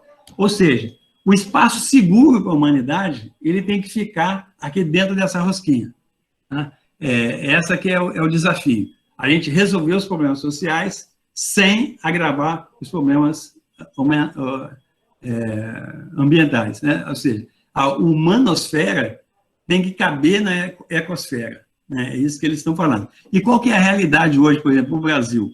O Brasil, ele já extrapolou as fronteiras dele em todas essas áreas aqui. A única coisa que o Brasil não extrapolou é água doce, porque nós temos Rio Amazonas, nós temos Pantanal, tal, que nós temos água, não extrapolamos a fronteira de água doce. Mas as outras todas nós já extrapolamos. E não resolvemos ainda os problemas sociais. Então, assim, o Brasil está no pior dos mundos, porque não conseguiu resolver todos os problemas sociais e já extrapolou a maior parte das fronteiras planetárias. Isso aqui é para o mundo. E aqui é só para realçar o seguinte, que o Brasil, ano que vem, nós estamos caminhando aí para os 200 anos da independência, né? E o Brasil é um dos países que mais cresceu no mundo, tanto em termos de população como em termos de economia, mas que nos últimos 40 anos tem patinado, né? Eu falo que deixou de ser um país emergente para ser um país subemergente. Nós tivemos a década perdida, que é a década de 80, depois nós tivemos a década agora de 2011, 2020, que é a segunda década perdida, que foi mais perdida, ou seja, foi pior do que a década anterior, e a The Economist acabou de soltar esse artigo, um relatório na semana passada, que ele fala na terceira década. Nós estamos caminhando para a terceira década perdida. Agora, então, assim, o decrescimento já é uma realidade no Brasil. Tá? nos últimos 40 anos, nós estamos estagnados ou em decrescimento. Isso aqui é para mostrar o seguinte, ao contrário do Julian Simon, que fala quanto mais gente, melhor, o Hunter Borel, ele fala exatamente o oposto. Quanto menos gente, melhor. E, em termos de decrescimento, só para chamar a atenção, que a gente pode ter decrescimento com prosperidade e decrescimento com empobrecimento. Pode ter decrescimento feliz e decrescimento infeliz. Tá? Isso aqui é só para dar um exemplo, que, por exemplo, se a população decresce 0,3% ao ano e o PIB decresce 0,1% ao ano, a renda per capita sobe. Tá? Nesse exercício aqui, ó, ela aumentaria 17% a renda per capita até o final do século, com decrescimento populacional e decrescimento econômico. Tá? Esse texto aqui da economia ecológica é muito interessante, que fácil. A gente tem que ter pegadas menores, mas também precisamos de menos pés. E aqui eu acho que é o último slide, o penúltimo slide, eu queria só chamar a atenção que é o seguinte, o Celso Furtado, ele fez 100 anos de nascimento agora, há 2 anos atrás, e eu fiquei muito triste, vamos dizer assim, que toda a imprensa ressaltou, né, o papel do Celso Furtado em relação à questão do subdesenvolvimento, né? O grande teórico do subdesenvolvimento, etc. Mas o Celso Furtado tem um livro fantástico, que chama O Mito do Desenvolvimento Econômico, que é de 1974, que ele fala claramente, né, que ele pergunta assim, o que acontecerá se o desenvolvimento econômico se universalizar? Aí ele fala, a resposta a essa pergunta é clara, sem ambiguidades. Se tal acontecesse, a pressão sobre os recursos não renováveis e a poluição do meio ambiente seriam de tal ordem que o sistema econômico mundial entraria necessariamente em colapso. Sob a influência da economia ecológica, o Celso Furtado tem passagens fantásticas como essa nesse livro. Ninguém falou sobre isso nos 100 anos do Celso Furtado. O Clóvis Cavalcanti, que foi amigo, que é presidente honorário da economia ecológica, foi amigo do Celso Furtado, correspondeu com o Celso Furtado, deu aula junto com o Celso Furtado, etc. Ele tentou escrever o artigo, tentou falar, ninguém deu bola para essa visão, vamos dizer assim, ecológica do Celso Furtado. E essa entrevista do Paul Singer, que é uma entrevista, acho que de 2008, é muito interessante, porque é o seguinte, quando o Celso Furtado falou isso, como que a sociedade brasileira, os economistas e as outras pessoas reagiram? Todo mundo chamou ele de ou malthusiano, que está errado, não é malthusiano, mas principalmente de neo-malthusiano, né? Que ele estava sob influência do Clube de Roma, etc. E tal. Então, essa entrevista do Paul Singer é muito interessante, porque o Paul Singer, em 2008, ele faz uma autocrítica dizendo o seguinte, olha, nós não entendemos o que o Celso Furtado escreveu. Aí ele fala assim, nessa época eu li e achei que ele teve um ataque de malthusianismo. Em 74, nós acreditávamos que o Celso estava um pouco pessimista demais, porque na medida que os recursos naturais se esgotavam, outros substitutos eram encontrados. Só que o Celso Furtado estava certo, e nós errados. Isto é, ele não estava sendo excessivamente pessimista. Então, eu acho interessante que também ninguém dá muita bola para essa autocrítica do Paul Singer, mas é a nossa realidade. Deixa eu ver aqui, esse aqui é o penúltimo, desculpa, eu tinha falado que o outro é o último, mas é o seguinte, para a gente retomar o Frankenstein. Como eu falei, assim, o Frankenstein é um dos livros mais fantásticos que existem. Quando fez 200 anos, o MIT fez uma edição especial com os maiores cientistas do mundo para comentar o livro da adolescente, né? Porque a Mary Shelley tinha 18 anos quando ela escreveu. Mas como ela era filha de duas grandes mentes privilegiadas, eu acho que ela sentiu uma coisa, que é o seguinte, a discussão sobre essa racionalidade. Esse lado, vamos dizer, do iluminismo, né, que achar que a razão vai resolver todos os problemas, que um pouco, ela antecipou essa crítica aos tecnófilos cornucopianos, isso está no Frankenstein. Né? Porque o Frankenstein está mostrando o seguinte, que a racionalidade humana, ela pode gerar coisas maravilhosas, mas ela pode criar um monstro. É basicamente isso que a Mary é um alerta. O Frankenstein é um alerta sobre a ciência, sobre a racionalidade, sobre o estilo de desenvolvimento, né, que essa menina escreveu, publicou no dia 1º de janeiro de 1818. Né? Então, quero terminar com Frankenstein. E as considerações finais é simples, né? Que nos 250 anos, os modos de produção possibilitaram grande crescimento da população e da economia, mas toda a riqueza que foi criada, ela foi criada aos custos do meio ambiente. Né? O meio ambiente só perdeu. A humanidade ganhou muito. Tem muita desigualdade, mas, de um modo geral, a humanidade ganhou muito. O meio ambiente não ganhou nada, absolutamente nada. Ele só perdeu. Né? E a continuidade do aquecimento global e da extinção em massa elas podem provocar um colapso civilizacional. São os elos fracos da corrente, né, da ecosfera. Tá?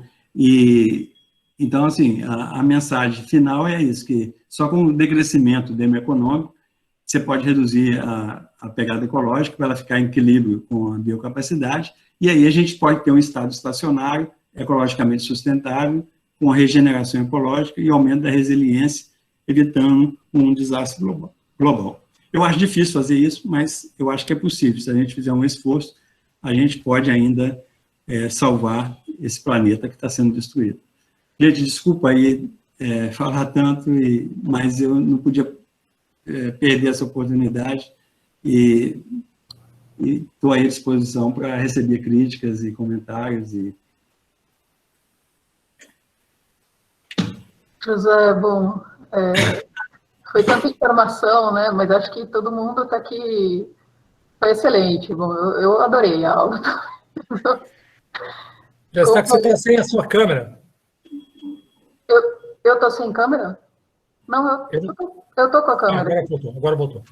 Voltou? Tá. Não, agora sumiu. Sumiu quem? Eu? Não, o Zé Eustáquio, ele está sem câmera. Eu não estou vendo. Não, eu estou vendo ele. Eu estou vendo.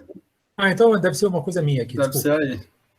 Aliás, ótima aula, muito bom sumário, excelente. Muito legal. Muito boa, sim. Legal assim, triste, mas a gente está acostumado já. Mais triste ainda, Matias. Faz parte da disciplina, né? Ô, Matias, mas não é mais triste do que a sua, não, viu?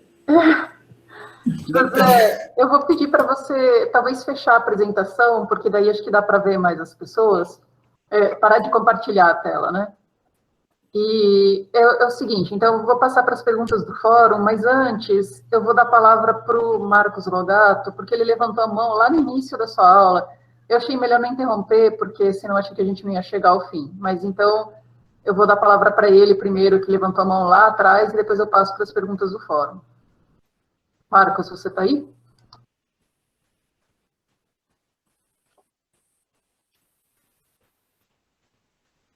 Sem som. Não, ele deslevantou a mão. Bom, então eu vou passar para as perguntas. Apareceu ali. Apareceu o Marcos? Eu não vi se foi o Marcos, mas apareceu uma pessoa. Sim, ele apareceu e falou, fez assim e desligou a câmera. Disse que está com problema, ele acabou de escrever. Tá bom. Bom, então eu vou passar para as perguntas do fórum, e aí se resolver o problema, aí ele fala. Só um pouquinho, Gabriela, eu compartilhei 2 artigos aqui, eu não sei se os nossos monitores puderem depois colocar no Classroom. Os monitores sou eu, na verdade, porque... Era do ano passado que a gente tinha? Era no semestre passado? Eu estou perdido, tá? Eu estou em 5 disciplinas, Gabriela, então... Nossa. Não, ela tinha entrado, mas aí ela teve uns problemas pessoais e não... Mas eu coloco depois. Tá. Se você puder me passar, talvez... Eu te passo já, então. Depois eu coloco lá. Legal. Aqui tem tudo a ver. Tem uma pergunta do Dênio aqui, então. Ele está dizendo o seguinte, professor José Eustáquio, o positivismo, a tese na visão dos iluministas, não seria visão estritamente dicotômica para o mundo atual? Não, pode responder? Pode ir respondendo. Não, eu não sei, ele deve ter perguntado isso, porque é o seguinte, o Conte, quando fez as coisas do positivismo, ele se inspirou muito no Condorcet. Tá? Condorcet é base para o positivismo. Mas eu não acho que o Condorcet é positivista. Tá? Eu acho que o Condorcet tinha outra visão, é muito mais rica a posição do Condorcet, e, obviamente, o positivismo exatamente. Aqui no Rio, eu não sei se vocês conhecem, tem uma igreja positivista, e é pertinho aqui de casa. É uns 500 metros aqui de casa. É 1 quilômetro aqui de casa. E o positivismo é o seguinte, você tem aqueles estágios, e a ciência está lá em cima, né? A ciência está lá em cima. E os santos são os filósofos. Então, Voltaire, Platão. Então, assim, você entra numa igreja que são filósofos, a ciência é cultuada, só que o Conte, não sei se você sabe a história, né, que ele se apaixonou depois pela mulher, e aí ele transformou a mulher dele como se fosse uma Nossa Senhora e criou uma nova religião, né, em cima do positivismo. Então, o positivismo é um pouco isso que eu estava chamando de tecnófilo cornucopiano, né? Ele que acredita que a ciência vai resolver todos os problemas ambientais. Então, eu sou muito crítico ao positivismo. Agora, eu quero só dizer o seguinte, eu livro a cara do Condorcet, tá? Eu acho que o Condorcet já tinha morrido há muito tempo quando o Conte fez as coisas, e eu acho que o pensamento do Condorcet é muito mais rico do que o pensamento positivista. Você sabe, todo mundo sabe, né, que a bandeira nacional, né, Ordem e Progresso, é por causa do positivismo, né? Na verdade, assim, o que eu não consigo entender é porque o lema do positivismo é Ordem, Progresso e Amor. Aí o pessoal tirou o amor e deixou só o Ordem e Progresso. Eu falei, pô, ia ficar muito mais bonito, né? Ordem, Progresso e Amor. Não. Aí hoje eles substituíram, Ordem, Progresso e ódio, né? Essa que é a realidade do Brasil hoje. Bom, tem uma pergunta da Silvia, que acho que é a Silvia Mikami, que diz, a queda global da fecundidade não seria apenas temporária devido à pandemia? Não, veja só, o que eu costumo falar da demografia é o seguinte, a demografia é um transatlântico, a economia é um jet ski, a economia vai e volta, a demografia é um transatlântico, ela não muda curso muito rápido. Então, é o seguinte, no mundo todo, as taxas de fecundidade, elas estão caindo desde a década de 70. Nos países ricos começaram a cair antes, mas no mundo como um todo, ela está caindo desde a década de 70 e vai continuar caindo. Essa é a trajetória. A discussão é qual que é o ritmo dessa queda. Né?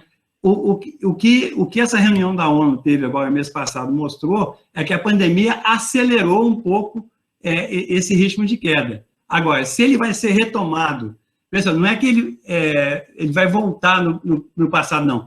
Pode ser que a pandemia, porque as pessoas adiam o filho, né? Por exemplo, com um colapso no hospital, com possibilidade de doença, etc., muita gente fala, não, eu não vou ter filho agora, eu vou esperar passar a pandemia e ter um filho logo depois. Então, quando passar a economia, se passar realmente a pandemia, provavelmente muita gente que adiou o filho vai ter o filho mais na frente. Mas não é voltar o filho no passado. Então, assim, essa tendência de longo prazo, que eu estou chamando de transatlântico, ela continua. Então, a queda da fecundidade, ela vai continuar no mundo todo, e aí a discussão quanto que vai cair com a pandemia, quanto que vai recuperar com a pandemia, mas sem sair dessa trajetória geral. Tá. Pergunta da Luma Gabino. Existe alguma estatística relacionada a uma tendência de aumento da taxa de fecundidade com o fim da pandemia? Então, é isso, que você pode ter um efeito, esse de quem adiou o filho, se começar a ter filho, então ela recupera. Mas, olha só, ela recupera nessa tendência geral de queda, entendeu? Não é recuperar para 20, 30 anos atrás, não. É recuperar 2019, 2020, recuperar a tendência que existia, não voltar para o passado. A pergunta do Frederico Salme. Caro José Alves, parece que entre a teoria do decrescimento demográfico e a dimensão moral-religiosa como movimentos anti-aborto, há um conflito estabelecido. Nem o Laudato Si do Papa Francisco entra nessa discussão. Então, como se dará o decrescimento sem esse tipo de planejamento? Não, então, eu escrevi um texto há pouco tempo, eu escrevi um texto há pouco tempo falando o seguinte, porque você sabe que no Brasil, as forças pró-natalistas sempre foram mais fortes do que as antinatalistas, tá? Os militares, por exemplo, só na década de 60, eles tinham uma palavra de ordem que é o seguinte: levar os homens sem terras para as terras sem homens, ou seja, para a Amazônia, né? Eles não queriam reduzir a fecundidade, a Igreja Católica é contra reduzir a fecundidade, e tinha uma parte da esquerda, na década de 60, início da década de 70, que falava que esse negócio de controle da natalidade é coisa de imperialista. Então, se é coisa de imperialista, nós somos contra também. Então, você tinha a Igreja, os militares e a esquerda contra a redução da fecundidade. A gente tem texto explicando, mostrando esses dados.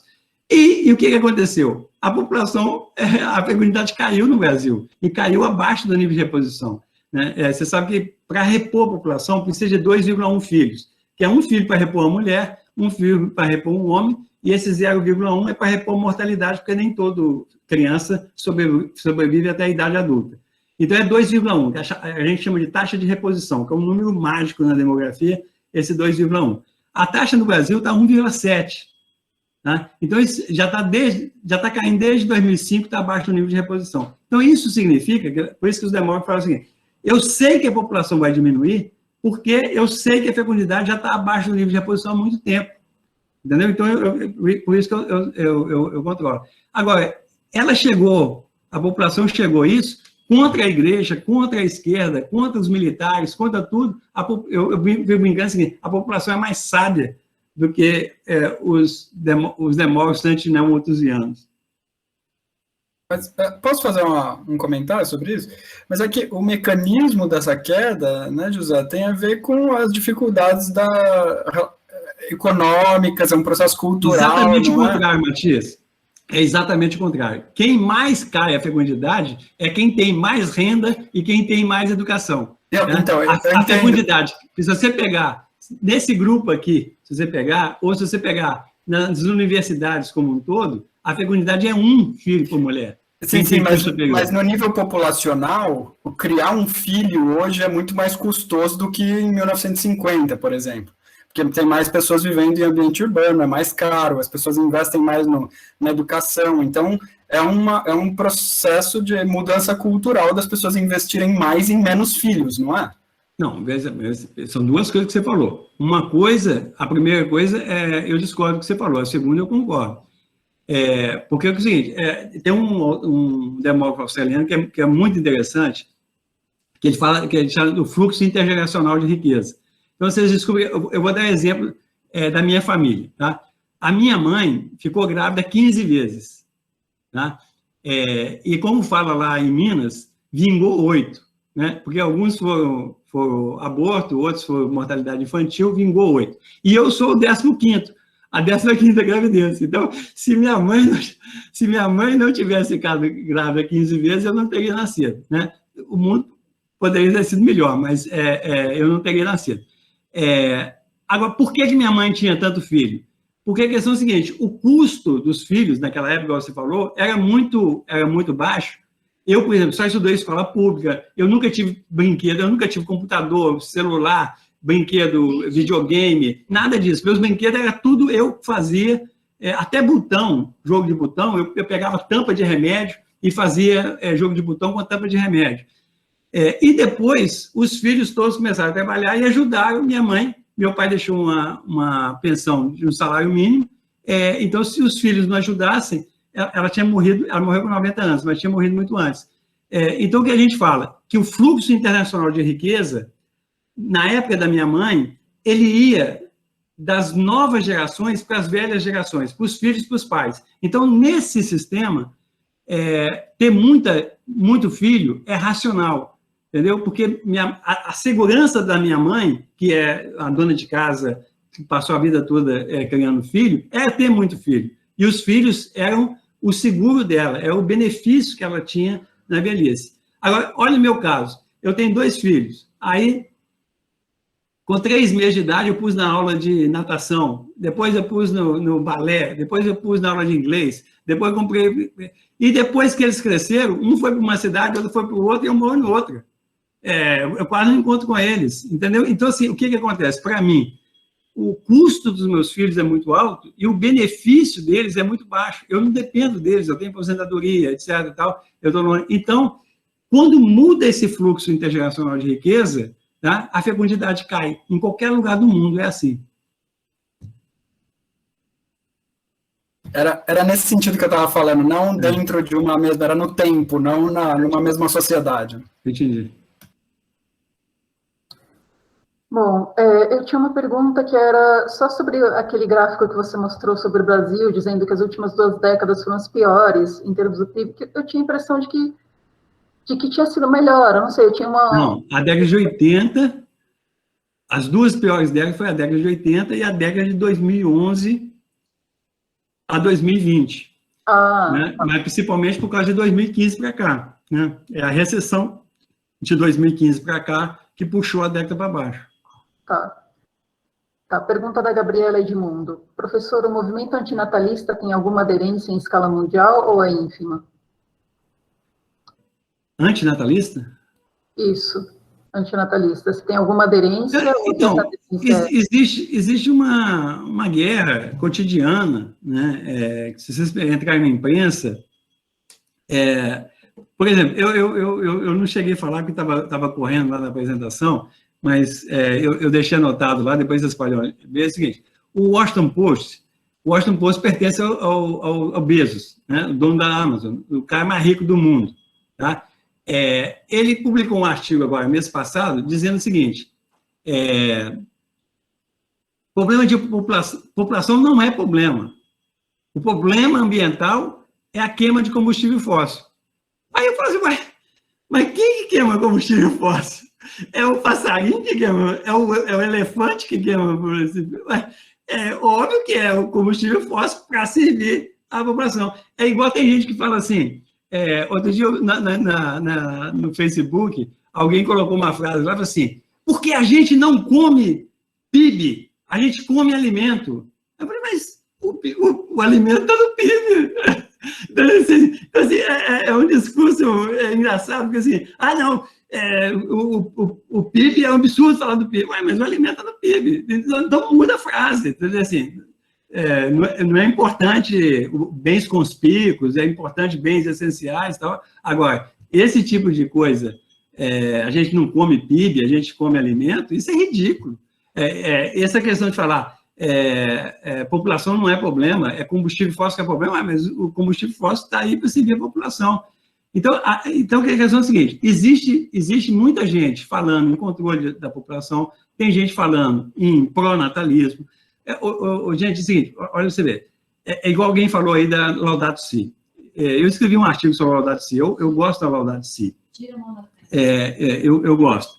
Agora, tem essa encíclica, Humanum Vitae, que ela foi feita em 68, e que, se você souber a história dessa encíclica, o Papa Paulo VI deu um golpe, porque o Vaticano II criou uma comissão, que é uma comissão que ia permitir que a Igreja Católica aceitasse métodos contraceptivos, etc. O Papa Paulo VI destituiu a comissão, montou da comissão, fez uma encíclica, publicou a encíclica, e sabe o que a encíclica fala? A encíclica fala o seguinte, que todo cristão tem que casar virgem, né? O homem e a mulher tem que casar virgem, tem que ser fiel, e só fazer sexo para ter filho. Porque ter filho que está escrito na encíclica que é oficial, que fez 50 anos agora em 2018. Aí, depois da encíclica Laudato Si, todo mundo pensou que o Papa Francisco ia mexer, porque foi um golpe do Papa Paulo, entendeu? Tem livro, eu posso indicar para vocês o livro, que é sério isso aí, tá? E é a doutrina oficial da Igreja Católica. Então, do mesmo jeito que tem gente que quer controlar a população, que é gente autoritária, que é gente malthusiana, que é gente neomalthusiana, etc., tem gente pró-natalista, e essa guerra está no dia a dia. E como a maioria das pessoas não entende, uma hora você vai para um lado, outra hora você vai para o outro. Mas o que eu estou tentando aqui explicar é isso. Olha, vão entender o ambiente que nós estamos vivendo e qual que é a realidade. Certo. A Júlia Giatti Hidalgo está perguntando se o senhor poderia comentar um pouco mais sobre economia circular. Então, veja só, eu vou falar de uma maneira mais ampla. É o seguinte, toda essa discussão sobre desenvolvimento sustentável, né? É muito bonito, né? Você falar assim, não, agora nós vamos fazer um desenvolvimento que se preocupa com o meio ambiente, né? E que seja compatível com o meio ambiente. Quem não quer? Quem não quer uma coisa dessa? É maravilhoso essa ideia, né, de ter um desenvolvimento que dê riqueza para as pessoas, né, que a pessoa possa morar mais, possa viajar, possa comprar celular, possa comprar computador, carro, etc. Tal, e proteger o meio ambiente, né? Fantástico, fantástico. Só que é o seguinte, ninguém mostrou como que isso acontece. Porque assim, quem entende da área, o Luiz está calado ali, mas ele tem certeza que ele vai falar na palestra dele sobre isso, né? Que o desenvolvimento sustentável é um oxímoro, é uma contradição em termos. Não tem jeito de você ter esse desenvolvimento, que é isso, população crescendo, consumo crescendo, produção crescendo, recursos crescendo, e ser sustentável. Isso é impossível, porque a economia é entrópica, né? E toda vez que a gente faz isso, qual que foi a grande revolução? A revolução foi com o James Watt, lá em 1868, quando fez a máquina a vapor, que começou a usar combustível fóssil. E combustível fóssil, ele que fez essa maravilha toda que nós fizemos no mundo, que todo mundo tem computador, nós estamos fazendo isso tudo aqui, por causa disso. Só que ele tem um preço porque é entrópico. Você gasta energia, você queima energia e essa energia não recupera. E você, a não ser daqui a 1 bilhão de anos, a gente recupera. Mas, assim, nos próximos milhares de anos, você não recupera. Então, tudo que vem, economia circular, economia sustentável, é bonito, só que não funciona, né? Ninguém mostrou ainda como funciona. Aquele negócio que eu mostrei lá da curva de Kuznets, curva ambiental de Kuznets, é a coisa mais bonita que tem. E aí o cara faz um estudo, fala assim, Cubatão, né? Cubatão tinha uma poluição enorme e tal, resolveu o problema de Cubatão, né? Pode até ser, eu estou dando só exemplo, eu nem sei se resolveu o problema de Cubatão, mas no mundo não resolveu. Então, localmente, você pode até resolver, né? E é bom que resolva, é óbvio que quanto mais sustentável, melhor, né? Só que nós estamos caminhando, vocês veem assim, gente, a temperatura, veja só, nós estamos indo para uma temperatura que o macaco original que deu origem ao homem não conheceu há 3, 4 milhões de anos atrás. É isso que nós estamos vivendo. Nem o presidente da Argentina falou que nós estamos na selva, né? Os caras que estavam na selva há 4 milhões de anos atrás não experimentaram essa temperatura. E outra coisa, nunca teve um ecocídio como está tendo agora, que o Matias sabe muito melhor do que eu, o que significa esse ecocídio, né?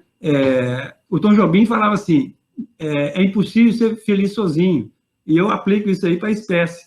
É impossível uma espécie ser feliz sozinha. Não tem como fazer isso, né? Então, assim, todas essas propostas aí de economia circular, economia verde, economia sustentável, eu acho que, assim, dá para a gente dialogar, mas não resolve. Uma pergunta aqui do Thiago Fernandes. Ótima apresentação. Professor, você pode citar possíveis mecanismos práticos para que o decrescimento demoeconômico seja viável? Então, quando eu falo decrescimento, eu falo assim, eu cada vez, por exemplo, igual no Brasil, a população brasileira, ela não tem jeito mais de fazer, ela vai continuar crescendo por inércia, que a gente chama de inércia demográfica.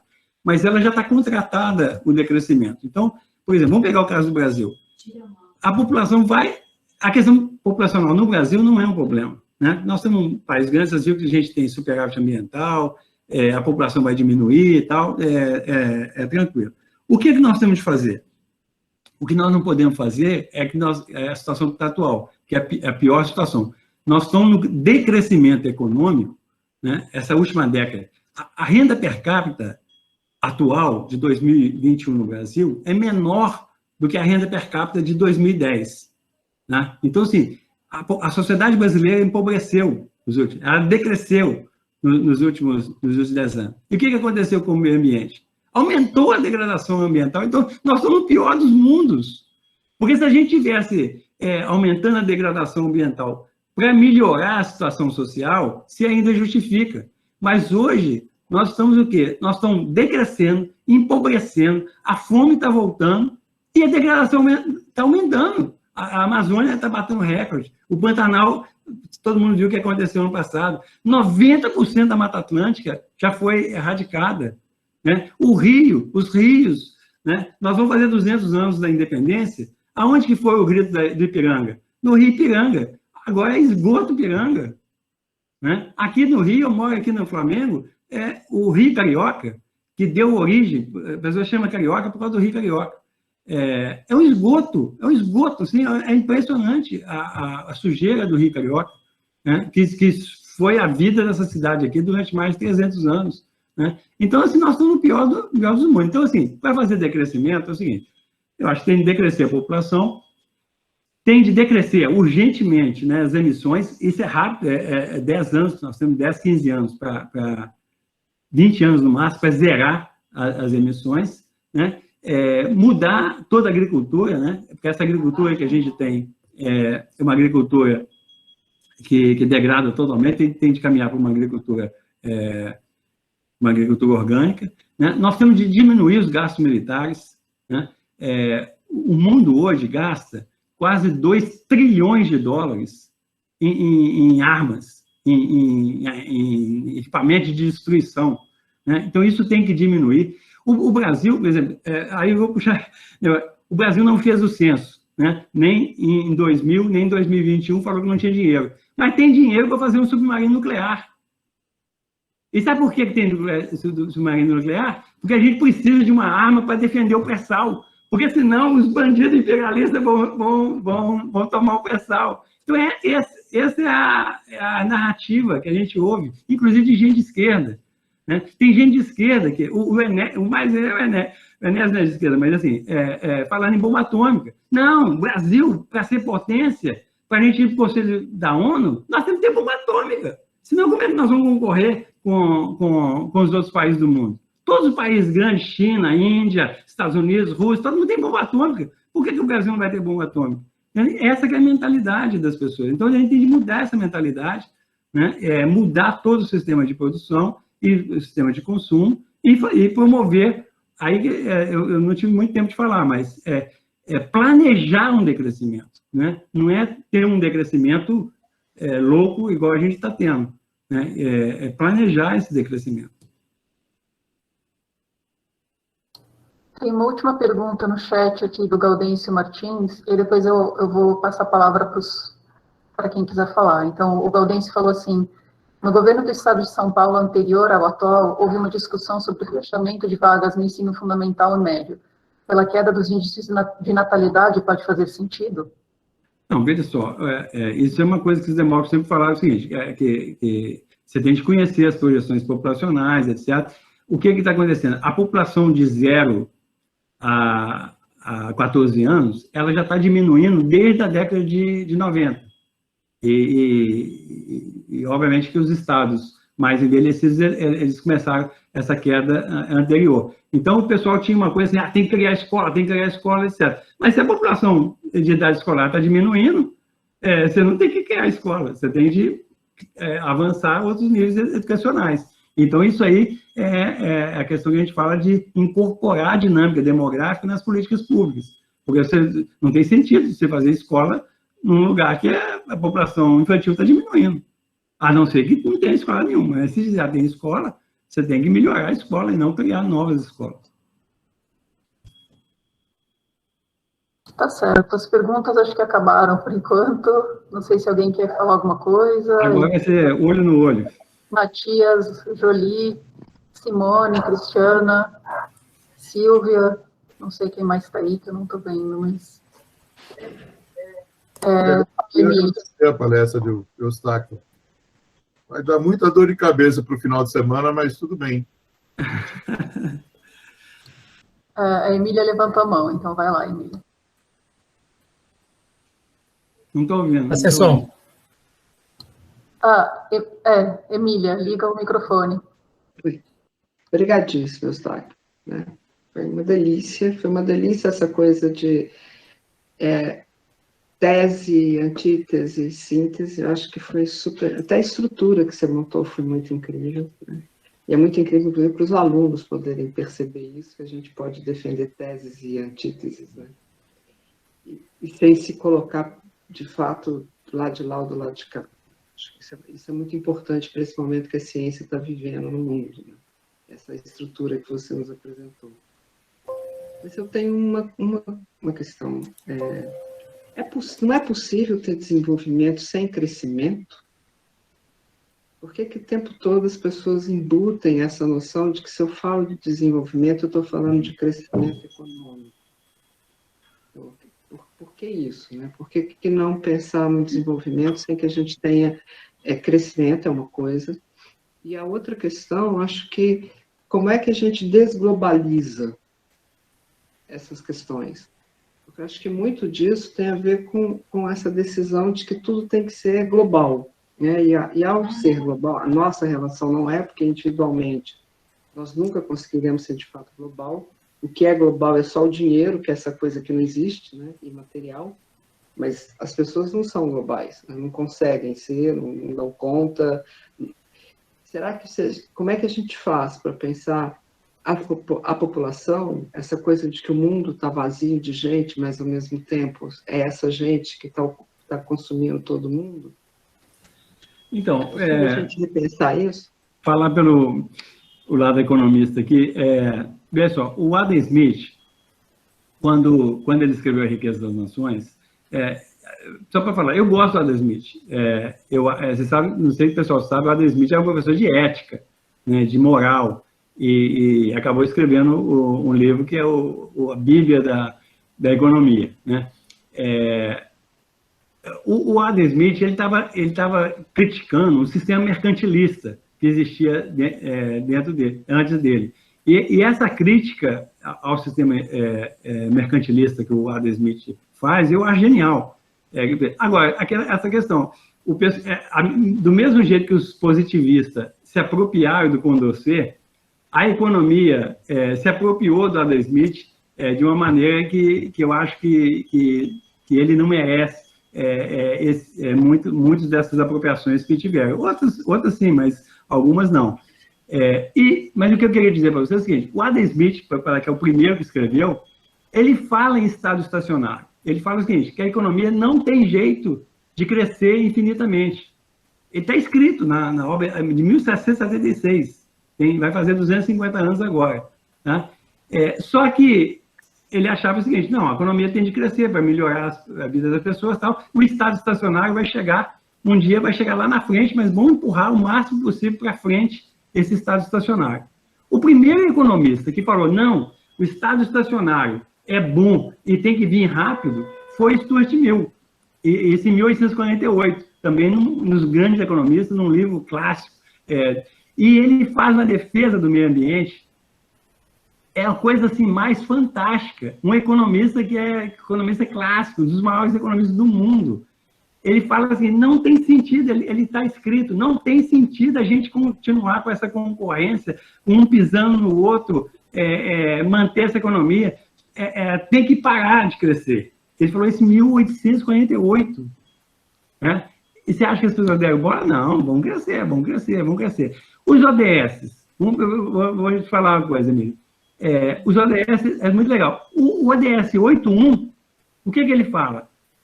Crescimento de 7% ao ano. O ODS, que é de desenvolvimento sustentável, ele propõe lá que os países mais pobres, os países crescimento de 7% ao ano, que é um absurdo. Crescimento de 7% dobra a cada 10 anos. Multiplica por 4 em 20, multiplica por 8 em 30, multiplica por 16 em 40, multiplica por 32 em 50 anos. É o que a China fez. Multiplicou por 30 anos em pouco tempo. É isso, está escrito no ODS. Então, assim, eu concordo totalmente com você. Eu acho que a gente pode ter desenvolvimento sem crescimento. É um livro que fala prosperidade sem crescimento. Monday também propõe isso, né? Do Tim Jackson, né?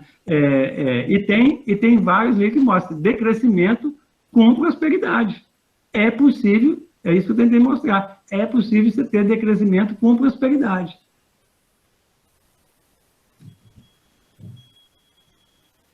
Eu acho difícil, mas é possível. Pessoal, já estamos quase no limite. Alguém quer falar mais alguma coisa, Luiz? Não, só agradecer mais uma vez o Eustáquio, foi uma aula extraordinária. As mínimas divergências que eu tenho com o Eustáquio não cabem numa aula como essa, mas basicamente seriam, eu acho que ele não dá ainda a suficiente ênfase ao fato que nós já estamos numa situação de regressão, mesmo nos indicadores de progresso, mas isso é uma discussão, vamos dizer assim, eterna, que não vale a pena a gente entrar aqui, muito menos a essa hora. Então, muito mais uma vez, brigadíssimos, Eustáquio, e obrigado a todos aí. Eu tive a impressão que alguém levantou a mão. Não. Eu só queria também agradecer, viu? Muito obrigada. Eu aprendi muita coisa hoje. E vou ficar com muita coisa na cabeça esse final de semana também. De fato, excelente aula. Parabéns. Obrigada. Obrigado. Essa coisa que a Emília falou, eu tentei mostrar os vários ângulos da questão, sem deixar de me posicionar, mas mostrar que existe todo um debate aí, que é um debate complicado, que está aí no dia a dia, né? Agora, uma coisa que eu sempre falo assim, não dá para a gente fugir dessa questão populacional, tá? Tudo bem, a gente cabe várias interpretações, mas existe uma coisa hoje no mundo, de boa parte, está na ONU isso, nos outros lugares, que o pessoal foge dessa discussão, foge, porque é realmente assim, você sabe que hoje em dia tudo é politizado, né? Então, se você falar assim, por exemplo, a África está crescendo muito, né? Que é o continente que mais cresce. Aí o cara te chama de racista, entendeu? Aí você fica até... Eu quero que a África aconteça na África, a mesma coisa que aconteceu, por exemplo, na Europa, né? Não, você é racista, porque se você está questionando o crescimento da África, você é racista. Se você está... Entendeu? Então, assim, a discussão ficou muito difícil, muito... E aí, malthusiano, eu já tenho até resposta, assim, quando as pessoas me chamam de neo-malthusiano, ou de malthusiano e tal, eu já tenho até a resposta, entendeu? Aí eu chamo o cara de antropocêntrico ecocida. O cara não sabe o que é, ele sabe que é um palavrão, né? Então, o cara diz, você é um malthusiano. Eu falei, você é um antropocêntrico ecocida. Aí, opa! Que coisa que é assim. Mas é duro, porque os preconceitos, as ideologias, tal, elas são muito fortes nessa área. Bom, gente, mas assim, eu agradeço muito vocês terem paciência de ouvir isso aí. Óbvio que eu fiz muitas provocações aqui, mas o Jolie falou ali, não é para dor de cabeça, viu, Jolie? É para pensar um pouco e assim, eu acho que a ciência avança assim. Um fala uma coisa, outro fala outra, aí a gente vai chegando num meio termo, né?